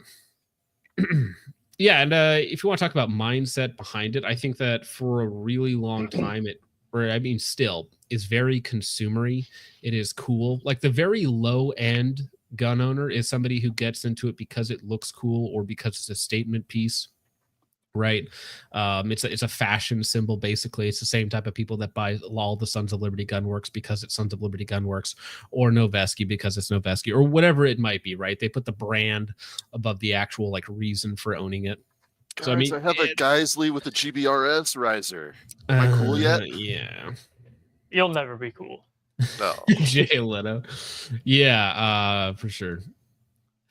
Dude spent max points on Berg. Oh my god. The Crimson Chin. Dude. Jade Chino, that's good. Takamo for 5 says, after SHOT Show, give me gun bunnies. The poloed salesman is an idiot who's just as ignorant about guns. Actually, I mean, what he's talking about is like the sales rep on the SHOT Show floor sometimes knows just as much as you do about their product. And so like for me, who has to do videos and I'm talking to people and I'm like, what about this? They're like, I don't know. And I'm like, fantastic, sir. Why are you working here? So I get his point. Like if you're not going to be useful, you might as well look pretty, I guess. Thank you, Takamo, for the 5. The range for $10 says, grateful for the pending ceasefire, praying that it sticks. Thanks for the stream, John. Yeah, I mean, all jokes aside, less death in the Middle East overall is a better, especially if it drags us into a war with boots on the ground, even though I, as an old man, am post-draft. So for John, however, prime John, perfect age. Perfect age for a draft. They might get me. Yeah, so... But thank you very much. The range for 10. Nick for 2 says, can you get dealer prices on Sons of Liberty Gunworks SPR barrels? Yeah, we can. I mean, you could talk to me, but yeah, I can get dealer pricing on their stuff if you really want one. Not that I would recommend it. Dr. Fuzzy 1 for $4.99 says, not to be a downer, but I know there are believers here. Please pray for a 9-year-old boy named JJ at my church. He's been diagnosed with terminal brain cancer. I'm very, very sorry to hear that, man. But yeah, don't worry about being a damn downer. We'll get that done for you. Let me write that down. Very sorry to hear that, man. That is rough. 9 years old. I have 3 kids of my own, and I've been very blessed to have a relatively sorrow-free life at this point. But every time I think about that, I'm like, well, the bill is gonna come due at some point. But I'm very sorry to hear that, sir. We will give you our thoughts and prayers. Best that we can do, sir. Thank you, Dr. Fuzzy. Could we see if they have a Give, Send, Go or something set up for the kid or for the family? If they do, yeah. Let me. Dr. Fuzzy, Richard, if you see him, comment in chat. If you could just save it, and I can grab the link for that. G2 Alchemist 5 says, I refuse to dry fire unless I press check every time. If you don't press check daily, then you won't make it. True. Brother, trench grenade. Do better, brother. Hashtag or dash the twat. You got to do better, Trench. I don't know. It's a call out. It's a call out of Trench, apparently. G2 Alchemist. Doesn't you leave my dad alone, okay? You leave my dad's alone. Focus Trip's wife for $4.99 says, my husband won't let me have a gun because I'm a menace to society. This is true. Very unhinged. That's why you're chained up in the basement. Thank you very much for the $4.99. Not sure how you got a credit card. All right. Environment. So they submerge themselves in with their own money, their own time, and I think it pays off in the end, honestly. But someone watching this story might wonder, why would a dentist need to know how to shoot a rifle 300 yards? Yeah, it's a great question. And it kind of goes back to the beginning, what we talked about. Personal That's a great responsibility. question. It's called mind your own business. Well, I just think it's simple. I would almost say that you have a duty to be proficient in whatever arms are available to you in whatever age you happen to be born. Like if you were in the 1400s, maybe it would be wise to know how to fight with bows and arrows and swords, right? Just to have a generic understanding of how these things work. And in the modern times, that happens to be firearms, right? People aren't peaceful. There is always a risk of violence inherently when you go throughout life. You should know how to use that to defend those you love and care for. The when you look into the term a well-regulated militia, it applies to every single U.S. citizen. So it's everybody. You should be competent, just in general, with everything that you do. And stay hydrated. Yeah. I mean, because, yeah, you can go through your life with absolutely like no capabilities whatsoever other than to be a desk jockey. But I don't know. That seems boring. I don't think that's what men were designed for. Without struggle, without something to strive for, without something noble to do, I feel like men just kind of turn into the guy on the right. What's the term if you're peaceful but you're not capable of violence? You're not peaceful, you're useless, or you're harmless, or whatever. Yeah, right. Don't quote the Jordan Peterson one because the Jordan's a psycho. Okay, guys, and his quote on that is wild. Because he uses it to say evil, and I'm like, oh, yeah. So, but that one there makes sense. Yeah, that's yeah. Don't listen to Kermit the Frog. Listen, guys, I'm high on meth. Sorry, that was Mickey Mouse. Safe and proficient and good with. I'm absolutely clipping that. That'll be they a good realize, one. Yeah, hey, thank you, Richard. I have my own personal responsibility. I have a responsibility to protect myself and my family. You know, if I need help, if I have to call law enforcement, it's bro. We need to get Luguru up here to tell us about being a warrior in a garden. Oh, true. Hell yeah! True. Being a knife forged in the fire and the flames and the fire. Yeah, I don't understand. Care. No, again, I don't fucking care, brother. Come on, okay, I don't great, fucking care. What's good about this optic? I love that his mic clips at the end. It's so. It's well, you can see he's like hitting his desk or something, so his webcam like starts to shake and he starts to go out of focus right there. No, it was out of focus clips. Yeah. That was just the earthquake he was generating out of sheer rage. Yeah, do not ask Jordan about his daughter. Don't do that. Don't. Wouldn't recommend it. 5 minutes, 10 minutes, 15 minutes, and usually that's way too long. So Yes. I need to be able to perform on command when the time comes, if the time comes, God forbid. I heard the word militia thrown out pretty casually today. What are your thoughts on that? I think militia is just kind of like It's quite literally in the Constitution. a buzzword people like to use. Militia is in our Constitution. It's in our Second Amendment. I wouldn't consider these gentlemen a militia. Well, see, that's why Brass was in there. I got to get that clip as well, where Brass was in the chat saying like, yeah, when Hop raises his voice, I pee a little bit or something like that. Now you see why. As some would see it, I think it's just more, like I said, guys wanting to be safe, proficient, competent, and good with firearms. Some would say, like, why do we train I like to like wear one this? around my neck because I'm gay. Had to do it to him. And I would say this is the best way to train with live firearms. Bones, did you have a stroke? my fucking Gore's car. my goddamn taskbar it pops up when my mouse gets close to it, so it covered the chat as I was typing and it wouldn't go away. So I was like, all right, I gotta strike while the iron's hot, and I just hit send. And I would say this is the best way to train with live firearms. We can't shoot real bullets at real people for obvious reasons. People would get hurt, people would die. So we need to add in other variables. We need to add in time constraints, competition, fatigue. We need to add in other variables. The world we live in is a three-dimensional world with other people, other things. Your heart rate rises. So at Open Gym, we try to add in more variables to make it a little bit more tough, a little bit more realistic, and it just kind of ups the level of training. I definitely don't want this. And you can also just be honest and say that it's fun, right? Not everything has to be insanely serious, but I think that there is always a serious reason behind it. But sometimes the training is just fun. You got to hang out with your bros. You got to do something that's a little bit outside the norm. It's a good time. Story to be fear-mongering in any way, but does it feel as if we're getting closer and closer to a point, given the state of the world, where this type of tactical training and knowledge will be relevant? Yes, I do. I do think it will be. I hope, it doesn't happen. I don't think anybody wishes for it to happen, God forbid. But I do think it is going in that direction, just with the state of the world as time goes on. In America, we've had it really good for a long time, and sometimes we forget that we can fall. We can fall to that third world mentality. The civilization that you know and love can go away at any moment.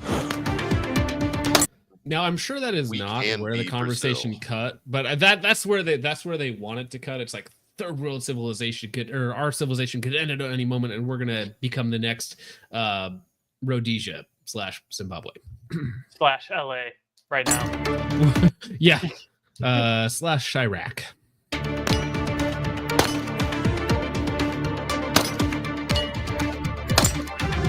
Our mission is not just about firearms. It's really about internal or spiritual. A lot of the things that make the gun handling safety, that part, really extends throughout life, right? Whether or not we're aware.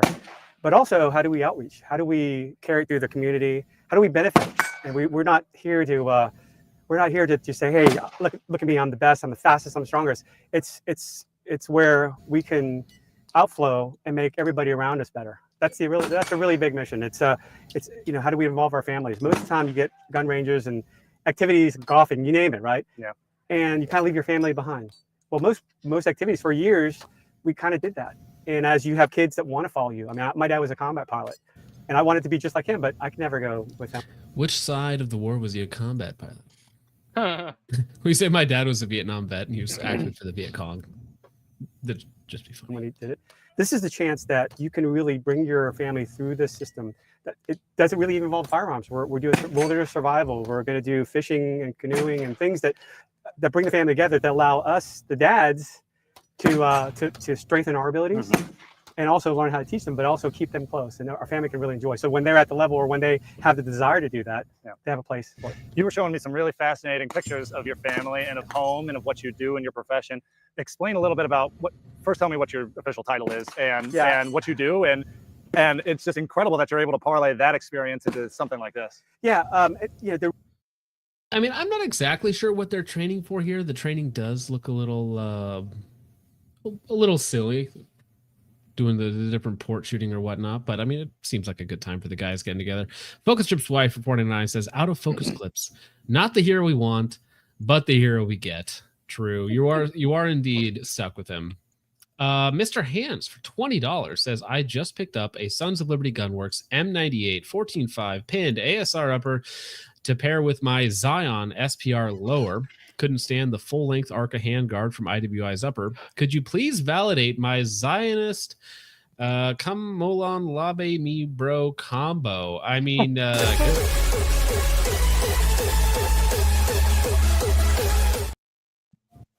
I hope that validation was enough for you, good sir. I mean, I'm sure the upper is great. The handguard's probably very nice. I don't know anything about the Zion SPR lower. It probably has like a really heavy stock and a nice trigger, I would imagine. So it's probably a decent pairing for that. But yeah, should be fine. I don't have any interest in trying out the IWI Zion stuff, but I'm sure I've heard it's fine. I had one. It was good. That's about it. It worked. It worked. For 5 says, I had a professor once who was dumb enough to think that the current militia of today is just the National Guard. Oh, that's you do make that argument. National Guard. You mean another professional military? Yeah, I was an extension of the active duty armed forces. It's just another professional military. By definition, not a militia. You will find that's a myriad of. You will find we definitely need more vehicle seeking. I want Ben to come back. Can we get Ben back? Eric Ross, sure. See what Eric has to say. Open gym, which essentially is like different. Oh, barrel and hatchet guys. Okay, interesting. So I do want to hear what this guys say. Stages with challenges, whether they're single or team events, and it's just a good time of hanging out, training together, and also building that community. And correct me if I'm wrong. You've served, right? Yes. Tell me a little bit about your experience in the military. So I'm an Air Force veteran. Come from the Air Force Special Warfare. Bro, everything about this, the camera work, the drone piloting, it all sucks. You think for 2.5 million subscribers, they could get people who knew what they were doing? Side was this is the quality I expect out of the 2008, news. I actually got out in 2019. This is what I look like piloting a drone, like before I set up the shot that I'm going to make, when I'm just like actually positioning the drone. Not like, oh, this is the good shot that I'm going to throw into this video. So no longer serving. I do part-time. Part-time. Yeah. But that's also part of the reason why you're doing this, right? You have knowledge that maybe everyone else doesn't. Let me do that again. That's part of the reason why you're doing this is because you actually have knowledge that others might not. Yeah, I mean, I got a lot of experiences from the military, but one of the experiences that I saw is that in the training world, or even in the prepared citizen world, it looks very incompetent. Like the setup for the shot was left in, and then the shot itself was cut short. On top of that, he reworded his question twice instead of just cutting out one of them. Yeah. How do you get 2.5 million subs though, or 2.25 million subs though? Wine moms. Well, actually, the comments on here are pretty good too. So the journalist wants this to look like a threatening militia so badly. They do such a bad job. I definitely don't want this story to be fear-mongering in any way. Title, training for the apocalypse. This is the type of community everyone needs. True. Nobody goes to a bowling alley or golf course and asks, why do you do this? Right. Yeah, exactly. The term is prepared citizen, training yourself to protect yourself, family, property, and community. Yeah, pretty simple. The Dirty Kid ATF is gay shirt at 26.53. We'll have to check that out.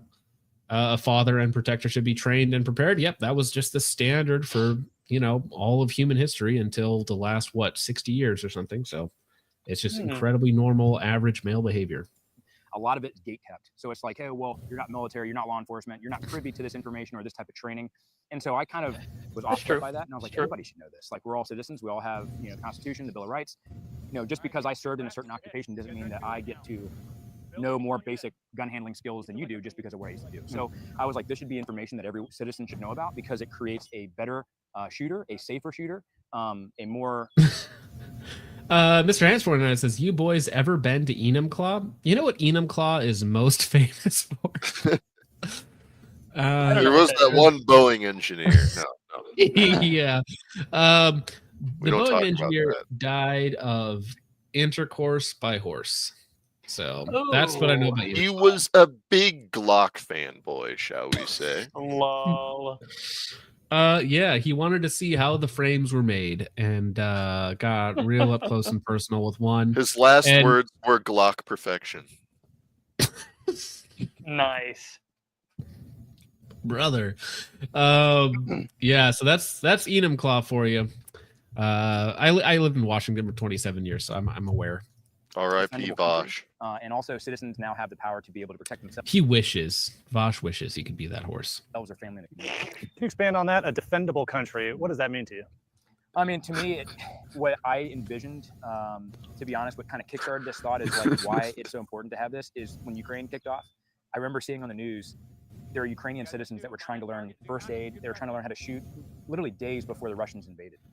And so they were almost like helpless. And I saw it was like, in America, we shouldn't have that problem. One, we have the Second Amendment. Yeah, I don't know if that's the same GWAT Alchemist or if that's GTWAT Alchemist. I don't know if it's the same person because it's a different YouTube account. I think it might just be a troll. But yeah, from the Discord. And he did accuse people of stolen valor. And then immediately got BTFO'd. So there was that. But we as citizens should have the ability to defend our country and ourselves, and it's in our Constitution. What's the reaction for you sharing previously gate-kept secrets? I mean, I don't think gate-kept secrets, brother. What are you talking about? We're running around in the sand and then we shoot at targets. Like if you go back to like the 1940s, 50s, even the 60s, you can just find pictures of people like shooting off the road next to a gas station after they buy like, shotgun shells over the counter and they're shooting clays just off the way, right? And it's just a normal part of life. Not very long ago. It's the recency bias, I suppose. It's like, listen, in my little LA condo, I never see a gun. Therefore, guns are not part of life. Therefore, violence and danger, even though I live in LA, ironically, just isn't something that I need to be prepared for. When it's like, no, it's just normal. A lot of people do just live in their bubble, and if they don't experience something firsthand, even if they do, like I've met people who have been robbed, and then they're just like, yeah, I don't really think I should carry a gun. And it's like, what? Right. Yeah. We have a word for those type of people. Well, I don't know what military SOPs they are talking about here, considering it's like hold a pole and then wait your turn to go run and grab your rifle and take a few shots, right? So this is like a tactical CrossFit, basically, is what these guys are doing here, where the shooting is pretty low level, and then they mix in a like generic level of fitness and stress into the mix, which is fine. I think some people think that that's a more effective way to train. I would probably disagree because the physical attributes can all be trained on their own and should be trained on their own, and then the shooting is the hard part. So for me, it kind of ends up being like group building activities rather than real training on skills, I suppose. But hey, group building activities, team building exercise, all fun. Yeah, and like the gate kept stuff is most of the stuff, like if you're trying to talk Army doctrine, is pretty open source. I mean, yeah, SF doesn't give out their SOPs and stuff, but like that's a lot of direct action CQB shit that really is not really what a lot of people want to be training anyway, because you'll just die. And the gatekeeping part is like there are people out there who look down on training civilians, or will say that you don't need to know what they know because they're military. Right. And they want to hold that over you, and unfortunately that does exist. But by and large, doesn't really. I think it's going away. At least it isn't as much of a thing as it used to be. No. Magpul Dynamics was like 20 years ago, so right. This has been a thing for a while. I think it's necessarily a secret per se, like it's top secret information. It used to be frowned upon in the training community and in the firearms world, where it was like, oh, well, this is for military only, or you're trying to play military. And there's a lot of shaming involved of guys wearing body armor like I'm wearing, or training with night vision, or even running AR-15s. Now it's the norm. So we're seeing the industry as a whole kind of equip the citizen more, and them being the primary focus as far as making sure that they're outfitted with top quality gear. And I hope that trend continues, because you're seeing a more empowered citizen base that if something did happen, if there was an invasion of the US or whatever, who knows, there are capable people that can protect their communities. So I think you usually have a lot more peace when the nation is able to defend itself versus one side being completely overpowering of the other. That's where you usually will see, a lopsided system. That's a very interesting juxtaposition that says somehow, or in your opinion, the world is more safe when we know how to use guns. Oh, 100%. Because, you got to think about this. In the Wild West, things were settled, obviously, with gunfighting and duels. But there was a common respect. Well, so what is his counterpoint there? The world is safer when only the politicians that I elect and their enforcers are able to use force, right? Governments that's the world have never done anything wrong. I'm just saying, like, a couple 100 million dead here or there, probably not that big of a deal. So if we discount all of those, I think giving them ultimate control over your daily life is probably the best way to go. Yeah, I don't expect journalists to have good opinions on anything. They don't even have like an objective morality to follow. They're just no. I'm not well, gonna... and go ahead. Well, Siley has a good point. His peace is enforced by men with guns. This is true. People almost never argue for true gun control. They argue that the guns should only be in the hands of the people they deem fit, right? Which is not you, right? So nobody actually wants to like remove guns from existence. Maybe a few very fringe people do, but what they really mean is I want my enforcers with guns to have guns and nobody else. That's usually the position. Let's just get rid of guns, but we'll go back to bows, arrows, slingshots, spears, Well, my take is, if I could remove all guns and ranged weaponry from existence, like with a magic wish or something, I would do it. Because then you would actually have to be physically fit and then fight in close quarters, and it would be more of an honorable system. So that there's more valor in that versus, pulling a trigger or using a drone to kill somebody from halfway across the world or something. It's a more honorable system. Imagine the gang drive-by, but it's like 50 dudes get out of a van and form a phalanx. Yeah, it's one van versus another van. It just gang warfare just looks like India versus China border disputes. Yeah. Well, that's the thing too. It would be a lot less violent, and there are arguments to be made for that. But yeah, we're not going back to the Stone Age unless Iran or Israel decides to start a nuclear winter. So. Oh my God, Trench. Randy reviews it, loses immediately in this reality. No, in this reality, I think that I just created in my head, the excess caloric intake and the people putting improper foods into the system would probably not be alive in this hypothetical. If I'm granted a lot of wishes, bro, things are changing. Okay, I'm fixing this world, not saving it. I'm fixing this world. Randy would be a very honorable sumo wrestler. He would be a baron of his own castle, and that's the only way you would be able to be fat, right? Back in olden times, is by being rich and powerful. Yeah. People, not that was okay, but usually if you have a sorry, I will talk about this. Triteful for 199 says, stream about that guy who died at Temple Gun Club. If you're talking about Billy from Spec Train and his class allegedly killing a dude at their place, I'm going to wait on that because more information continues to come out, and it doesn't look particularly good for Mr. Spec Train. So, yeah, we'll see. Thank you, Trifle, for the 199. Also, G-Twat for $2 says, Hop wants a femboy to warm him. I have DMs. All right. I'll believe it when I see it, okay? Leak the DMs. Mr. Hanson 199 says he boys. Oh yeah, that's right. We already discussed Enum Claw. We'll be done with that for now. A population that is well armed and now also well trained, you usually see a lower crime rate, and that's statistically seen across the U.S. Where there's a gun-free zone or a gun ban in certain areas, they usually have a higher crime rate because the common citizen is the one that suffers, not the criminal. The criminal will always find a way to work around those. Yeah, a trick if you're ever going on a date with a woman, okay, is just say that you look like Christian Bale in that one movie, but never specify what movie he was in for that. Those laws. John, did you get the one super chat on Rumble? Oh, sorry. I don't know. I have the chat pulled up. Sorry. Dogman Defense for One says, don't show this suppressor to Trench Grenade. He'll sit on it.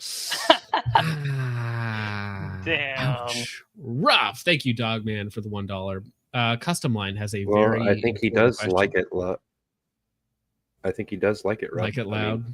I mean, Custom Line for $2 says Gladius, Dirk, or Spear for EDC.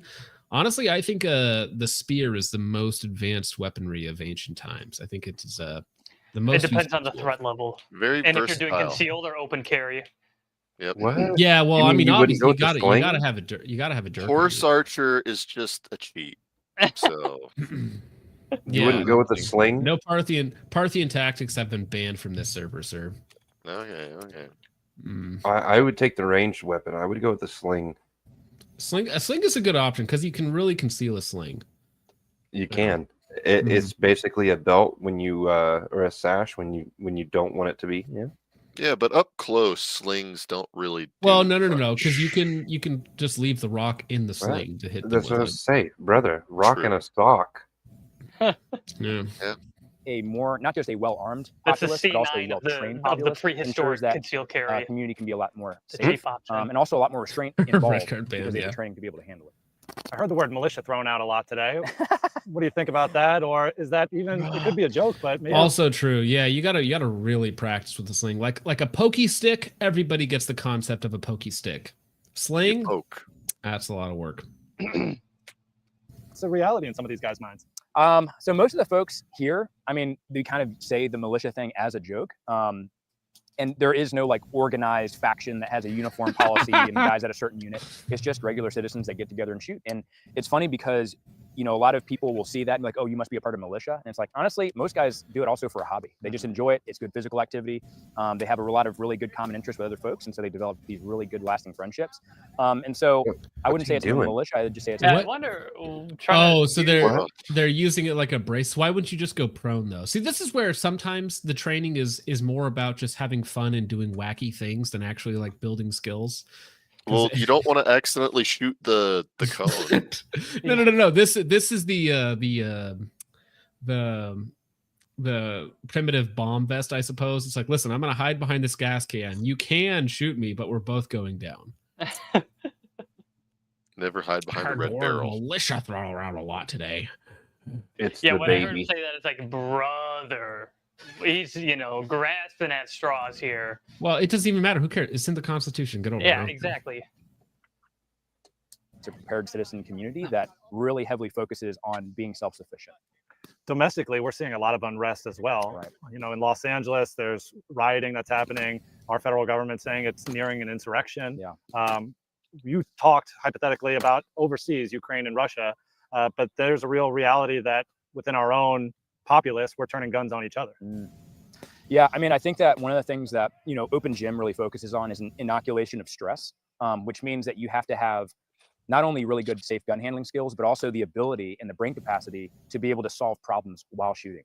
And so you start to see a lot more folks that do Open Gym or do these types of classes that have the ability to critically think and not react off of emotion, but react off of data that they're seeing. And so that's why I think the training thing is so important, because if you give somebody that has no training a gun, they're easily, you know, overwhelmed by the fact that they have one. But two, if they don't know how to use it, all their brain mass is going to be focused on trying to use the gun properly. And then emotions can get involved very easily. Whereas with this type of community, they're able to handle that stress and then make. So I think what he's getting at here is the weapons handling stuff all needs to be very subconscious, because if you're actively thinking about exactly what you're doing at each step, like even in just like whether it's a competition or something like that, if you're actively thinking, okay, I need to prep the trigger, look at that target, oh, there's the dot. If you're like actively going through all of those things in your mind, you're either doing it like insanely too slow, or you're just very incompetent.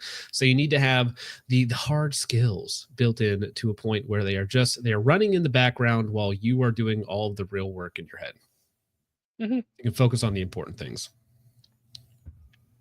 This is true. Good informed decisions that are moral and just. So, yeah. Ben was telling me a little bit about gun culture and gun trends and what he sees as an ever-growing interest and gun trend mentioned, GT.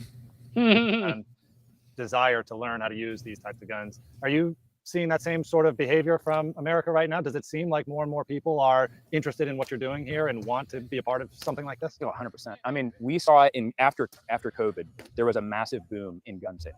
Honestly, a majority of that was actually first-time gun owners and also women. So we saw a massive amount of people buying guns, which means a lot more people are now wanting to go train. So, just like you would have prior to that, folks who were just kind of obsessed with guns, or maybe there was a preconceived notions about those types of people. Well, now the common citizen is getting firearms, and those types of folks usually also want to be able to have the knowledge on how to use it properly.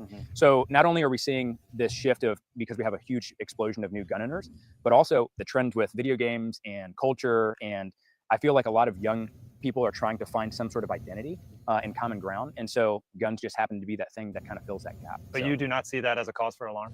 No, not at all. I think honestly, it's going to help us to have a everlasting peace, or a longer period of peace, because if there's an outside entity that's like, hey, I want to enforce my will on them, well, there's a very well-trained populace that might have something to say, or maybe say, hey, let's keep it. Well, again, so the journalist just doesn't get it. I think it's just as simple as a return to normalcy, right? Because there was like this faux period, like very, very ahistorical period of time where safety was outsourced, relative peace everywhere, and you didn't even need to be concerned with your well-being basically whatsoever. You could get by most of your entire life without ever having any sort of violent encounter.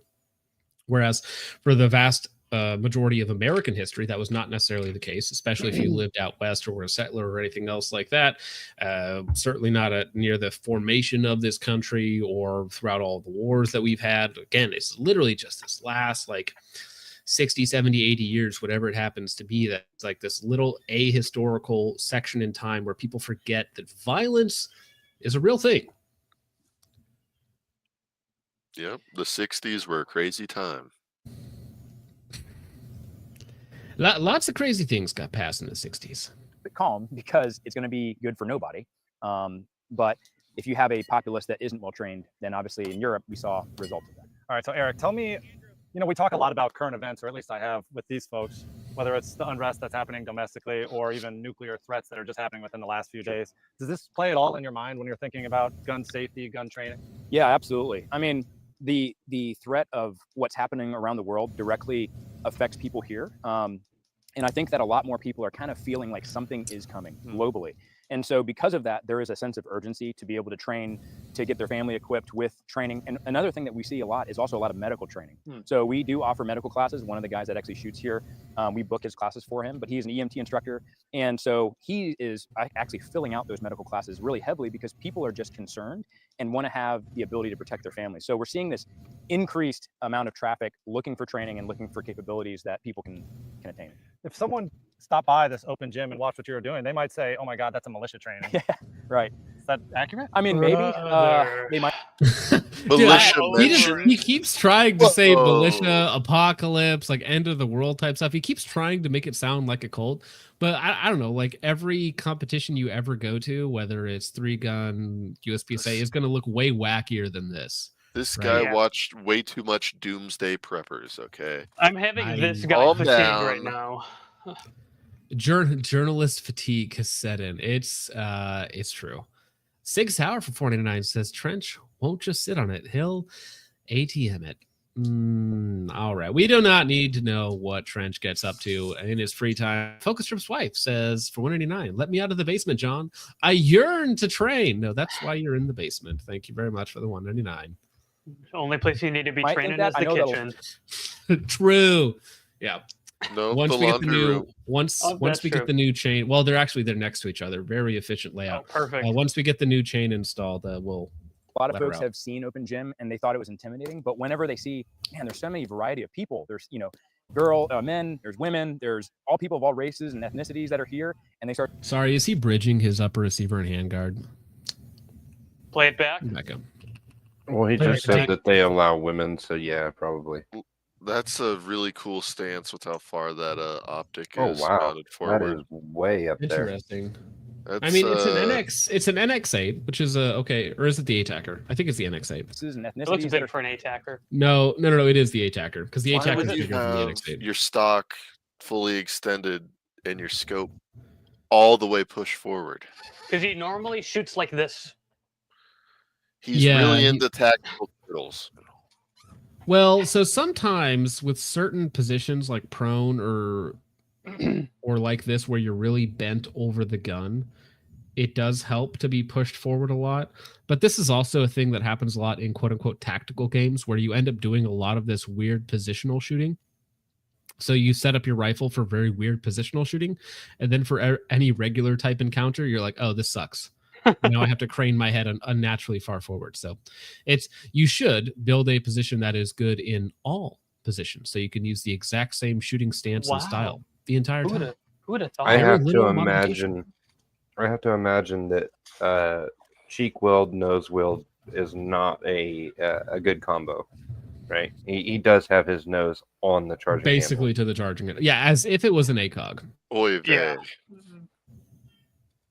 Here, and they start to ask the question of like, what's this about? And people are so welcoming where it maybe seem a little bit intimidating at first, but once people get to know us, it's like they're just regular folks. Yeah, one person told me that they came for the lessons and for the instruction, but they stay for the brotherhood. That's right. Yeah, they stay for the community. Oh, Fraternity how of sorts. wholesome. Yeah, I guess you could say that. Yeah. Tell me, Listen, nothing better than hanging out with your bros and shooting a match or doing random rifle drills. Okay, Absolutely. It's Looks a like good a great time. Yeah. I mean, it's not fascinating, getting the dental gear, I know. reassignment surgery by your rifle seems like it'd be a good idea too.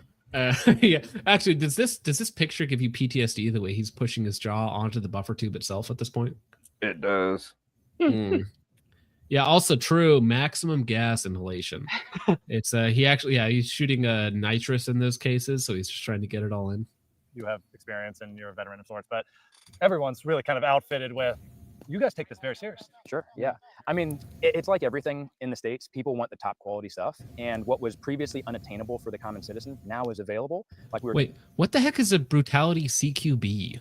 Because I've seen the brutality matches, but a CQB version where it's just inside of a house, basically? It's extra gay. What is a brutality match? Is that just like the weightlifting or like? No. So, well, there are variations of it. So usually it has some sort of movement element to it, obstacle course element to it, minor fitness stuff. Sometimes there's like weird positional stuff, like you might be driving in a vehicle or somebody else driving and you shooting out of it, right, for weird stage designs.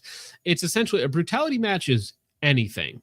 So a lot of it is very distracting from the actual shooting. So it's like, can you climb through this tube with chains on the inside and then come out the other side and drag this 75-pound bag or 100-pound dead bag, whatever it happens to be, 30 feet and then shoot 3 targets at 100 yards? It's like, well, yeah, none of those things are particularly impressive, but I don't know what we're actually training here. But from what I gather and from what I've heard of the couple people who have spoken on actually setting up the matches themselves and the stages, they focus much more on physical interactions than they do on shooting. Like you will do a decent amount of physical activity and then take one shot. And then and as 12 Monkey says, so usually you get like a minute penalty for misses. So it's like go slow, no makeup shots. It's like all that's right, awesome. I love that. Yeah, very, very fun, which is why I'm always like, bro, are you going to this match? It's only $450 and you have to drive 12 hours. And then I look at it and it's like, no. One of the challenges, they dug a hole and be way more effective in my workout, get way more benefit out of my workout. And I can actually do dry fire and live fire training here and be infinitely more effective. And I don't have to spend $1,000 on this trip. So smooth is fast. Did you see that one of the challenges on one of the brutality matches was digging a hole? Yeah. Nice. That was a pretty cool one. It's like mild physical activity. I guess like if you're trying to mimic, like you have to dig this trench and then shoot out of the trench, like, okay, sure, I suppose that's cool. But also if I'm doing that in a realistic scenario, I'm not going to be like, all right, I'm in my trench now. It's just dig LARPing. the tunnel. Bang. It's just You know, LARPing. it's, Like yeah. we're asking Carl, so why are we digging tunnels in New York again? He's like, shut up, don't worry about it. Now bring the mattress over. We're talking about earlier, the industry is trending towards preparing citizens for training and things of that nature. So a lot of guys are running a standard plate carrier with ceramic plates, which is what the government is actually issuing out to their soldiers. But it's really nothing that fancy. It's just pouches to carry, admin stuff and snacks and some ammo. But yeah, it does look kind of intimidating. Oh yeah, it's fascinating to see you guys work. More than 9.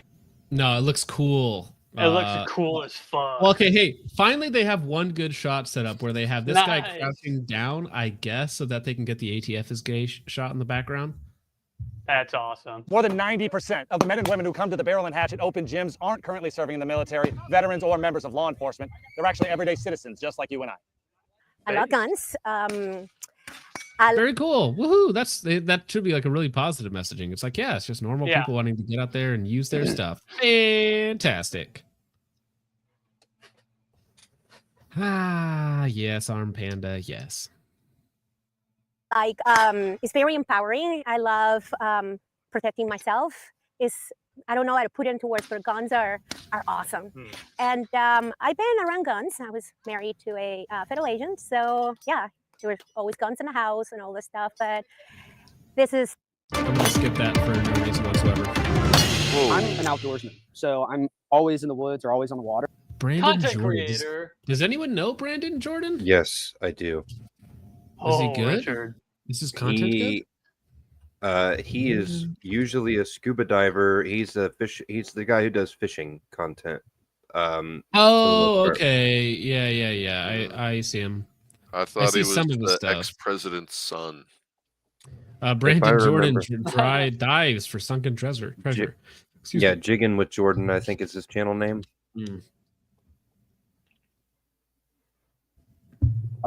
Got a bunch of outdoorsman friends, so naturally that involves firearms. Diving is cool. I think it's neat. But traditionally certain just done places, hunting and yes. things of that nature, target practice. And a couple of my buddies were some original members a few years ago at the other location. Yep, never They invited trust a me man out, with two and first then ever names. He since then, gets I've it. just kind of fallen in love with it. All of my hobbies I do for a living. So this is the one thing that I do kind of off camera. It's something I can just kind of dive into, have fun. Challenges you with fitness. It's really challenging with a firearm after being tired to, put good shots down range. And so it's just not only the activity, but the brotherhood and all the people here. It just keeps you coming back. What's really interesting to me, and really the crux of my story, is that y'all aren't classically trained military men and women. You guys are content creators and dentists and lawyers and doctors. Oh, bro, I did not realize he had 3.5 million subscribers. Oh yeah, I think it's a big channel. Wow, bro, I've never heard of this guy before. Mogged on. I mean, it's cool he's showing up to these events and just training or whatnot. Awesome. That is cool. He did a collab with. Go for it. He did a collab with Demolition Ranch a few years back where they shot different scuba tanks. Oh. I think he. I'm not sure if he was there Today when we're gonna they be shot when they shot the oxygen tank with a incendiary round and basically turned it into a thermal lance. That was fun. Dude, swimming inside of an abandoned shipwreck, that's actually kind of cool. Yeah. Sounds like tetanus on Where steroids. is that? Probably Africa. If you're doing this, I imagine you're not particularly afraid of that sort of thing if you're used to diving in wrecks and crazy things like that. Cool vacation. It looks fun. Well, I mean, the guy obviously has got some money if he's renting a helicopter tour to go to a wreck to swim in. Oh yeah, that's cool though. Some of his content is just kind of basic YouTube slop, but a lot of it's pretty entertaining to watch. So if you guys are into that kind of thing, go check it out. 6 Tower for 499 says, great look. Bend over and put yourself in the trench position while wearing ATF is gay shirt. The trench position. And he capitalized it too. Thank you, 6 Tower for the 499. YeastyG 49 says, anybody down to tug on my wiener, John? Question mark. No, YeastyG. Gosh dang it. Who let that guy out? That guy needs to be put in a basement somewhere. Todd and Dogs for 2 says, I'm training because all the siggers in the country. Many SIGs. Highest selling handgun before 2025. We'll see about later. Speak to me about that type of community, the fact that it's so diverse in who you are and what you all do.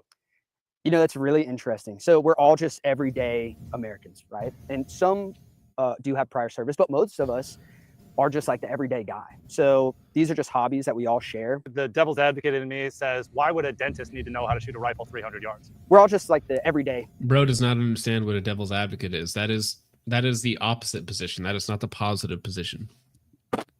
You idiot. Devil's advocate in me says, why would a dentist need to know how to shoot a rifle 300 yards? We're all just like the everyday guy. We all have regular jobs that we go back to. Some are prior military, but most of us are just out here training. We're training not only to be really accurate with our rifles and our gear and know how to protect ourselves in the event of anything that could happen, but a lot of us aren't just like zombie apocalypse guys. We're just people that really like to come out here. We've got the camaraderie. Right, but that's the thing. If you're a journalist, you don't know that people with military experience don't actually shoot very much, and many of them are very bad. Pull up the video of the dude shooting the M17 where he's got it held like this, and every time it fires, it almost comes out of his hands. The one Navy guy with the Trigicon LPVO on backwards. Yeah. I was going to talk about the CNN clip where the guy is shooting it bladed completely to the side, and he's talking about full semi-auto. The colonel or whoever. Guy too, the colonel guy who has the means out of him. Randy, we're only 2 hours in. We got at least an hour and a half left. Come on, man. I'm just kidding. We don't have that long left. Got the brotherhood. It does involve shooting and tactical movement and all that stuff that we're learning. Yeah, I mean, Daniel Defense is literally a dentist rifle too. I don't know why he keeps like a dentist. You can't possibly want to protect yourself as a dentist. It's like, well, if you're a dentist, you probably have a lot of extra money, and maybe you want to, invest that money into other things like a Daniel Defense with a Strike Eagle on top and a foregrip that's way too far forward that you don't know what to do with, so you just leave it on there because it came in the packaging with it. Yeah, as a dentist, you go over for an African safari and accidentally shoot an endangered, what was it? Giraffe, and then get a bunch of people mad at you. Yeah, you can do that. That's or something. I mean, dentists make money. Okay. Yeah, they do make good money, and they tend to drive really nice cars, which are oftentimes targeted for carjackings. Wow. Dick, I would have seen that meme earlier. Oh yeah. Damn, I Sorry, said that I was hoping you'd show it, but yeah, you should have put it in the private chat. That you sent me a message because that screen is all the way over there and it's kind of blocked by the mic boom arm. So unless I specifically look over there for it, I'm never going to see it. It's got the gamer setup going on. It's just stuff that we like to do, and I think anybody, if you put them in this scenario, they're going to enjoy it. It's Are there fun. some zombie apocalypse guys? I'm sure, right? There's always going to be like one or two zombie apocalypse guys. I will say, bro, do you guys remember the zombie craze when all of the ammo manufacturers would have their zombie brand where it was the exact same thing but green? We made jokes about the people are going to start making the Zombie Slayer retro rifles where it's the green furniture, the green dots and all that. Yeah, So, and then it's around. I think EOTech has a zombie reticle in one of them. So I wonder if I could find one of those. One of the guys in our Discord has one. You could probably get him to send it over for you to borrow. Oh, really? Now, I do want to say the Hornady Zombie Max ammo was actually not just repackaged. There was a velocity difference of like 50 feet per second on the handgun stuff. Higher or lower? It was higher. It was faster velocity. And I think some of them were lighter projectiles as well. But yeah, I remember seeing it on shelves, but that was like right when I was getting into guns and buying stuff. So I don't think I ever bought any of that stuff. I bought some, shameful, but I bought it when it was going out of style. Yeah. And I got a lot of the stuff that was like damaged boxes and stuff. So I picked it up for like 50 cents a round. So I was like, oh, that's all right. The sad thing is, the zombie EOTech is now delaminated. Too bad. And you send it back to them and then they send you a regular version instead. You're like, damn it. Oh, God. Oh, disappointing. if that ever happened, I've got a bunch of great friends I can call, but I think there's like a big misrepresentation about that. Like you're seeing these guys in camo and you're like, oh no. Why is one of these dogs just hanging out? Doing, but this is the right gear for the job. Somebody's got it. Yeah, Here, there's the dude controlling it in the background. Is there some mischaracterizations? Is there some misrepresentations about who you are, what you guys do, and why you're learning it? Of course. Look, bro, I need these, but strapped with IEDs. My whole life is on the internet. Got millions of followers online. In Anytime I Minecraft. post anything like this, you're gonna. Is it no Black Ops Wait 1? to send them into a Gazan school. Dang, what happened here? Well, he moved a little bit. He's okay. It's No, crazy. you just touch it fine every so often and it sounds like TV static.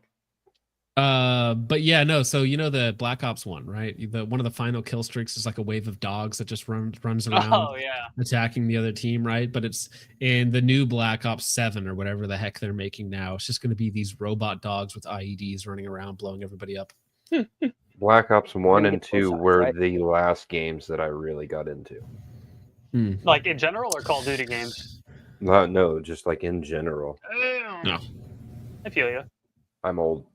You're going to get people that are like, where is that? I want to come Okay. out. I want to join you guys. I've been looking for this. My range is a little indoor pistol range. No, in real life. Yeah, Yeah, that's a and then great you've got clip. I people need that are that. like, what are you guys doing? You're not in the military. Like, why are you wearing that? Why are you out here doing this?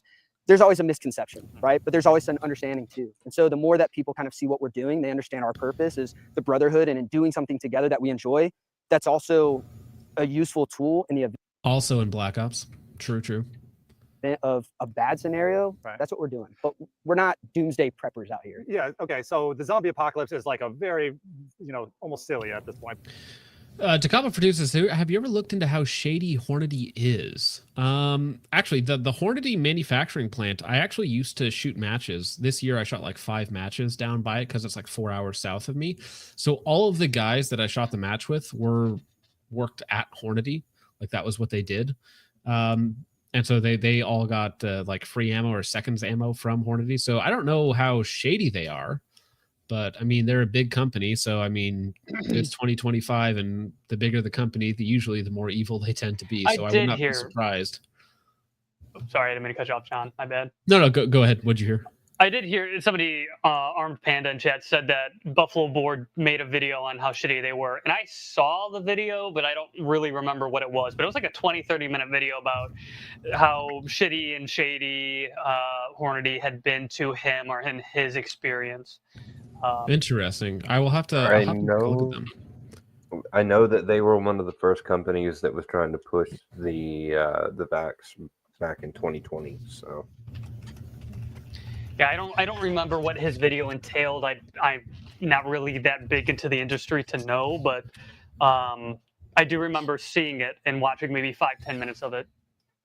I'll have to check that out. Maybe it's interesting. Actually, But maybe a more real scenario would be an uprising, an insurrection, a nuclear war, a civil war, right? Is that something that's on your minds? I think everyone, whether they're someone that trains with us or not, has a what if moment, right? We happen to live in Florida and we have a what if moment during hurricanes, right? If the power goes out for months, which, years ago when I was younger, we went without power for 4 weeks. Hey, Richard, you got to say goodnight to Trench. Be nice. Good night, Trench. Fair enough. A bathtub of water and some survival tools went a long way. So I guess I can say that, we do think about certain things, but it's not about like storing food under your basement and saving ketchup packets when you go out to eat. We're learning really cool things like agriculture and why spearfishing may be a better alternative. I save to harvest ketchup packets when I go out to eat because it saves me money and they have better ketchup. I don't do it because I'm going to use it in the apocalypse. Retard. Wait, do you actually save ketchup packets? Of I've heard of people doing that, but I've never known somebody that actually I have does an entire kitchen hold on. drawer full of different sauce packets. Yes, I do never know. keep the different sauce packets, but specifically the ketchup packets, because the only places that I really go out to eat at are Chick-fil-A, and they have the dipping cups ketchup packets.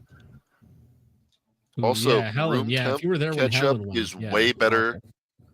Cold ketchup is awful. Room temperature ketchup, pretty good. No, I like those little the little dipping cup packets of ketchup because they're great. I can throw them like in my lunchbox and whatever. It's the perfect amount. Dude, a pallet's a lot. Good for you. Yeah. Yeah, see? Amplify the Signal knows. He knows what's up. The Chick-fil-A sauce packets are great. Really interesting things like that. But, you may have one or two guys that, kind of a little more, well, it's going to happen. It's just when. But the rest of us are just like, we want to learn skills to live. Right. We can't blame those one or two guys because a lot of America is like that, honestly. Yeah. I think it's just simple life preservation. Whether there's war going on, whether there's crisis in your area, or there's like this threat of nuclear fallout, there's common things that humans, I think, should know. How to get water, how to get food, how to protect yourself. It's not the zombie apocalypse. It's just things that you should know. Yeah. You know, you should know how to go forage for food. You should know what you should be able to eat, what not. You should know how to do that in a safe manner. Yeah, I mean, there's a little bit of overlap with the diving and gun community. It's kind of like, it's, I guess, expensive hobbies that kind of go hand in hand for some people. So it's like performance driving. There's a little bit of that too. So Bloodbase is a PADI certified dive master. If anyone wants to log their open water hours, cool. You know, that's why we talked about spearfishing, is being under the water and being out in the Yeah, water. spearfishing is fun. Than casting rod and reel in the event of a fallout, right? But we don't even really they have view that these as a real things that- scenario. But these are just things that, you know, for life preservation, we just kind of have on our minds a little bit. I think the biggest misrepresentation is somebody may wear a shirt that says something crazy, or somebody may yell out and say something crazy. A lot of these guys have good heat. You know, there's like this humor, but I will tell you, anyone that comes into the circle, if you're willing to be a part of this circle, you're part of the brotherhood. Like, you're welcomed in. We are not crazy people. We're not scary. Some of the stuff, I get it, is intimidating. I was intimidated as a dude who just hunts in the woods to like getting a tactical belt. You know, even me, a Florida guy that shoots guns, was a little intimidated by all these dudes. But what I love about this place is it's a brotherhood. These guys have helped in the gun range, out of the gun range. During hurricanes, we're cutting trees off people's houses. We've moved meats out of freezers with people that own a, you know, like farming place. Hop may have a little bit of a point there, but I just got to say that night vision doesn't compare to the price of boats. Oh yeah. I've had it told to me that boats are like digging a pit and just throwing money into it. Yeah. But I started a poll in the chat because the chat was very divided. Ketchup, cold or hot? Cold ketchup sucks. I don't eat it. Sorry, Dank. It's got to be cold. If you get hot fries and then you like dip them in cold ketchup, it ruins the experience. You want like the contrast is Bro, the look, experience. Custom Line says hot fries with cold ketchup is S tier. He's liking that contrast. See, this is the important discussion that we get into 2.5 hours into a stream. Okay. No, hold on. This is important. Dank, do you ever dip your fries into something like a shake or a Frosty? No, not really, but I have in the past. Not for me. Not for you. You're more of a chili guy. Not gonna lie, the Mexican is right. John, are you Mexican? No, I'm just the right amount of racially ambiguous that you can't really tell what I am. I've seen the He's again, as I said earlier, as the diversity, equity, and inclusion officer here at Focus Trip Industries. We have a quota for one diverse individual. Have a anime profile and a dank. And a dank. Whatever that happens a to lot be, of sun we got recently. him. I'm mostly white, but I got a lot of sun these past 2 weeks, so watch tan. Oh, I wow. agree. Salsa is better than ketchup. I agree, 100%. Salsa is actually the when you check the numbers that are consumed by volume, salsa is the #1 condiment in the United States. Ketchup is just salsa, but different. See, now I want tortilla chips and salsa. Do it. I haven't seen any of these guys have snacks. Where are the Skittles? There's a severe lack of Skittles in beef They did jerky. reference them. They referenced the snacks. I haven't seen. Well, hey, we're gonna finish out this video because I want to hear what their thrilling endpoint to this video, because they did not establish that they are training for an apocalypse and an exclusive. Not at all. Like, if you just listen to them talk, it's normal bro stuff. Like, we're coming to hang out to learn how to, be prepared. Just very, very generic. But I want to hear their closing statement. What are they going to bookend this video, this thrilling video, this channel with 2.23 million subscribers? How are they going to end this video? Radical neo-Nazis prepare for second Charlottesville. Moved meats out of freezers with people that own like farming places, and we're always here to help each other. That's like one of the biggest things is now we have a bunch of capable men and women that are willing to come together. It's not just family, it's your family outside of family, and everybody's capable here.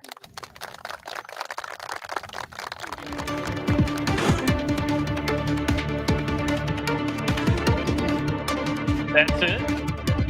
Thank you for watching. Subscribe. Wow. Wow. Damn. There wasn't even a point to that. No ending, anything. So they started off with a prayer, and then they ended up with a clap and a group picture. Where's the apocalypse, man? Gun bros being gun bros for 40 minutes. Catch up. What are the comments like? The comments are good. So the term is prepared citizens for training. We looked at them a little earlier. I think you might have been gone for that. Training yourself to protect yourself, family, property, and community. As a father and protector should be trained and prepared. Correct. Barrel and hatchet on the news. Let's go. Basically, never outsource your safety. True. Better to know and not need than to need and not know. Barrel and hatchet with the emojis in chat. I'm not sure why he was so focused on militia. It almost seems like he thought it was a taboo term. Very odd. True. This interviewer is continuously insinuating that there's something wrong with this. Why would you need to know how to defend yourself? Yeah. Training with firearms is no different. Why do you wear camo when you go train? Because camo doesn't show dirt, stains, scuffs, etc., and it doesn't make a difference to me what it looks like before and after each laundry. I mean, that's fine. I train with these guys. Word up. Very nice. ATF is gay. Shirt is based. Yeah. So you left the working title in place. True. Yeah. So everybody in the comments is onto it. But before we get out of here for the night, ECG for 189 says, what are you talking to me like you're starting a weed eater? Wild. ECG needs. Ouch. See, these are inside thoughts, right? They don't come out. Keep these inside. You internalize them. You bottle them up. You just shove them down. Every time you think about saying something, just shove it down until you just don't feel the need anymore. Okay. I remember when we had secrets. That's what Hop does until he has his moments where he comes on stream and can kind of blow off some of that additional You're cutting me off, and now you don't care. I can't keep up. I don't fucking care, brother. Come on. Okay, great. But What's just good about the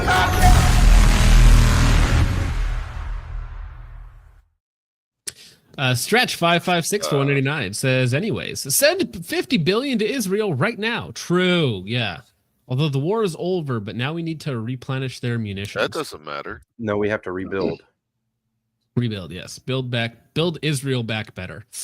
Pat for 189 says, boat equals breakout another 1,000. Yeah. Probably never gonna own a boat. I think I'm just not built for that life. Their money 6 hour. 6 hour for 199 says boats and hoes. Fortunately, one of my brothers has a boat, so we will that's the ultimate trick is have a friend who's rich and has a nice boat and just go out on the lake with them. Yeah. Or ocean 100%. or whatever. Huge ass for 109 says salsa is just bean or ketchup. First off, that might be true, but salsa is amazing. Yeah. It's got to be spicy though. You can't have sweet. You can't have that. Sweet Was that a salsa. slur? Am I not allowed to say that on YouTube? Beaner? No, you have one here. You're good. Okay. Yeah. Absolute Moon Man for $2 says Rashida Jones phenotype on Dank. No, what's the girl who pretended she was black? Rachel Dolezal? Is that the name? Don't she was black and then yes, don't search it though. Wrote a book. Why? Kamala What'd she do? Harris? Because no, okay. So Rachel Dolezal was not just pretending; she was the head of the NAACP.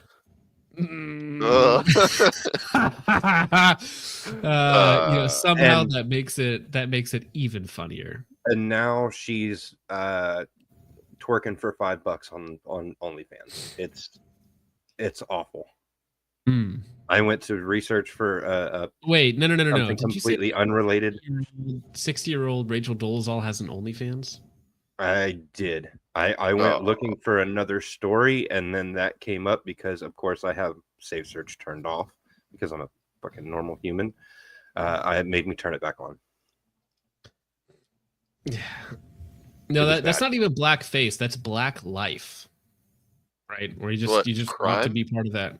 Well, some would say that goes hand in. Jesus. We are never beating the allegations on this channel. Logan sucks at shooting, which is a lie. Although, hey, I finally got my classifiers back in, so now I'm 1% off of master and limited optics, so that should be fun. Why do you pronounce ketchup like ketchup? Yeah, I think it's how does everybody pronounce ketchup? The way it's spelled. I say ketchup sometimes. I don't care. You can't stop me. You paid me $5. You think I'm going to stop? Thank you, Logan, for the $5. Appreciate it, sir. Garrett Belknap for 499 says, try mixing your salsa with sour cream. It's bomb. I used to love sour cream. Okay. Stop getting normal sour cream. You guys have got to stop, guys. I am really hungry right now. And just got to try it. Really good salsa mixed with cream cheese and then put shredded cheese on top of it, like a taco cheese or something. It's actually very good. Chick-fil-A sauce is also pretty good. I'm not going to lie, guys. Chick-fil-A sauce is pretty good. See, there's a method to my madness when I say I keep the packets. All right, gentlemen. But hey, we're 2.5 hours in on a Monday night, so we're going to get out of here. Thank you to the 680 people hanging out with us. Bones, what do you got coming on? I am actually just got a lead on an outdoor range near me that I might be able to go shooting at, which will be really fun because where I go shooting now is like 2 hours away from me one way. So that'll be really nice for practice and filming. And as for my next project, I have a video on the ever infamous PCC coming up. We're going to make a lot of people mad and happy with that video. Awesome. Rackentau says a certain mentally challenged fox Whammon enjoys ketchup at room temp. Yes, Kirsha keeps ketchup on her desk. Wild Boston woman. Richard, what do you got coming up? Well, I will be putting some clips out of that glorious exchange between Hop and Letting Steel's greatest defender. Hell yeah. Dude, I clipped some things for the show, but I haven't gotten to like actually round out. So if you want to make a video on that, that's chill. I'll let you handle that. Yep, I was going back through it again last night. So I will be putting up a clip of that here in the next couple of days. Now, I heard you mention Kirsha. At the first time that I ever had a video of hers recommended was after I had logged in under the Focus Clips thing, and it was after the election. It was during her election coverage, and it auto played after we finished, and I was like, "What am I even watching?" And then I listened to her for a few minutes. Dude, she's wild. So Kirsha, I would not recommend anyone look her up. I've watched her on a lot of other podcasts. I've never seen her on her own stuff. Never, only in conjunction with other people that I actually watch. Interesting lady. She has the Norinco effect. Norinco hangs out on the Discord, and so they take the personality of basically a generic dude and they try and like one up dudes to like fit in, right, to prove that they can hang. So that's what you're gonna get. So it's everything cranked up to 11. Virginia Slim says, "Let me hop on at Focus Trip. I can't type fast enough to get out all the tisms. What you want to come on for? You want to yell at us? We're trying to get out of here." John Prime Dank, what you got? Not much. Just chores all weekend.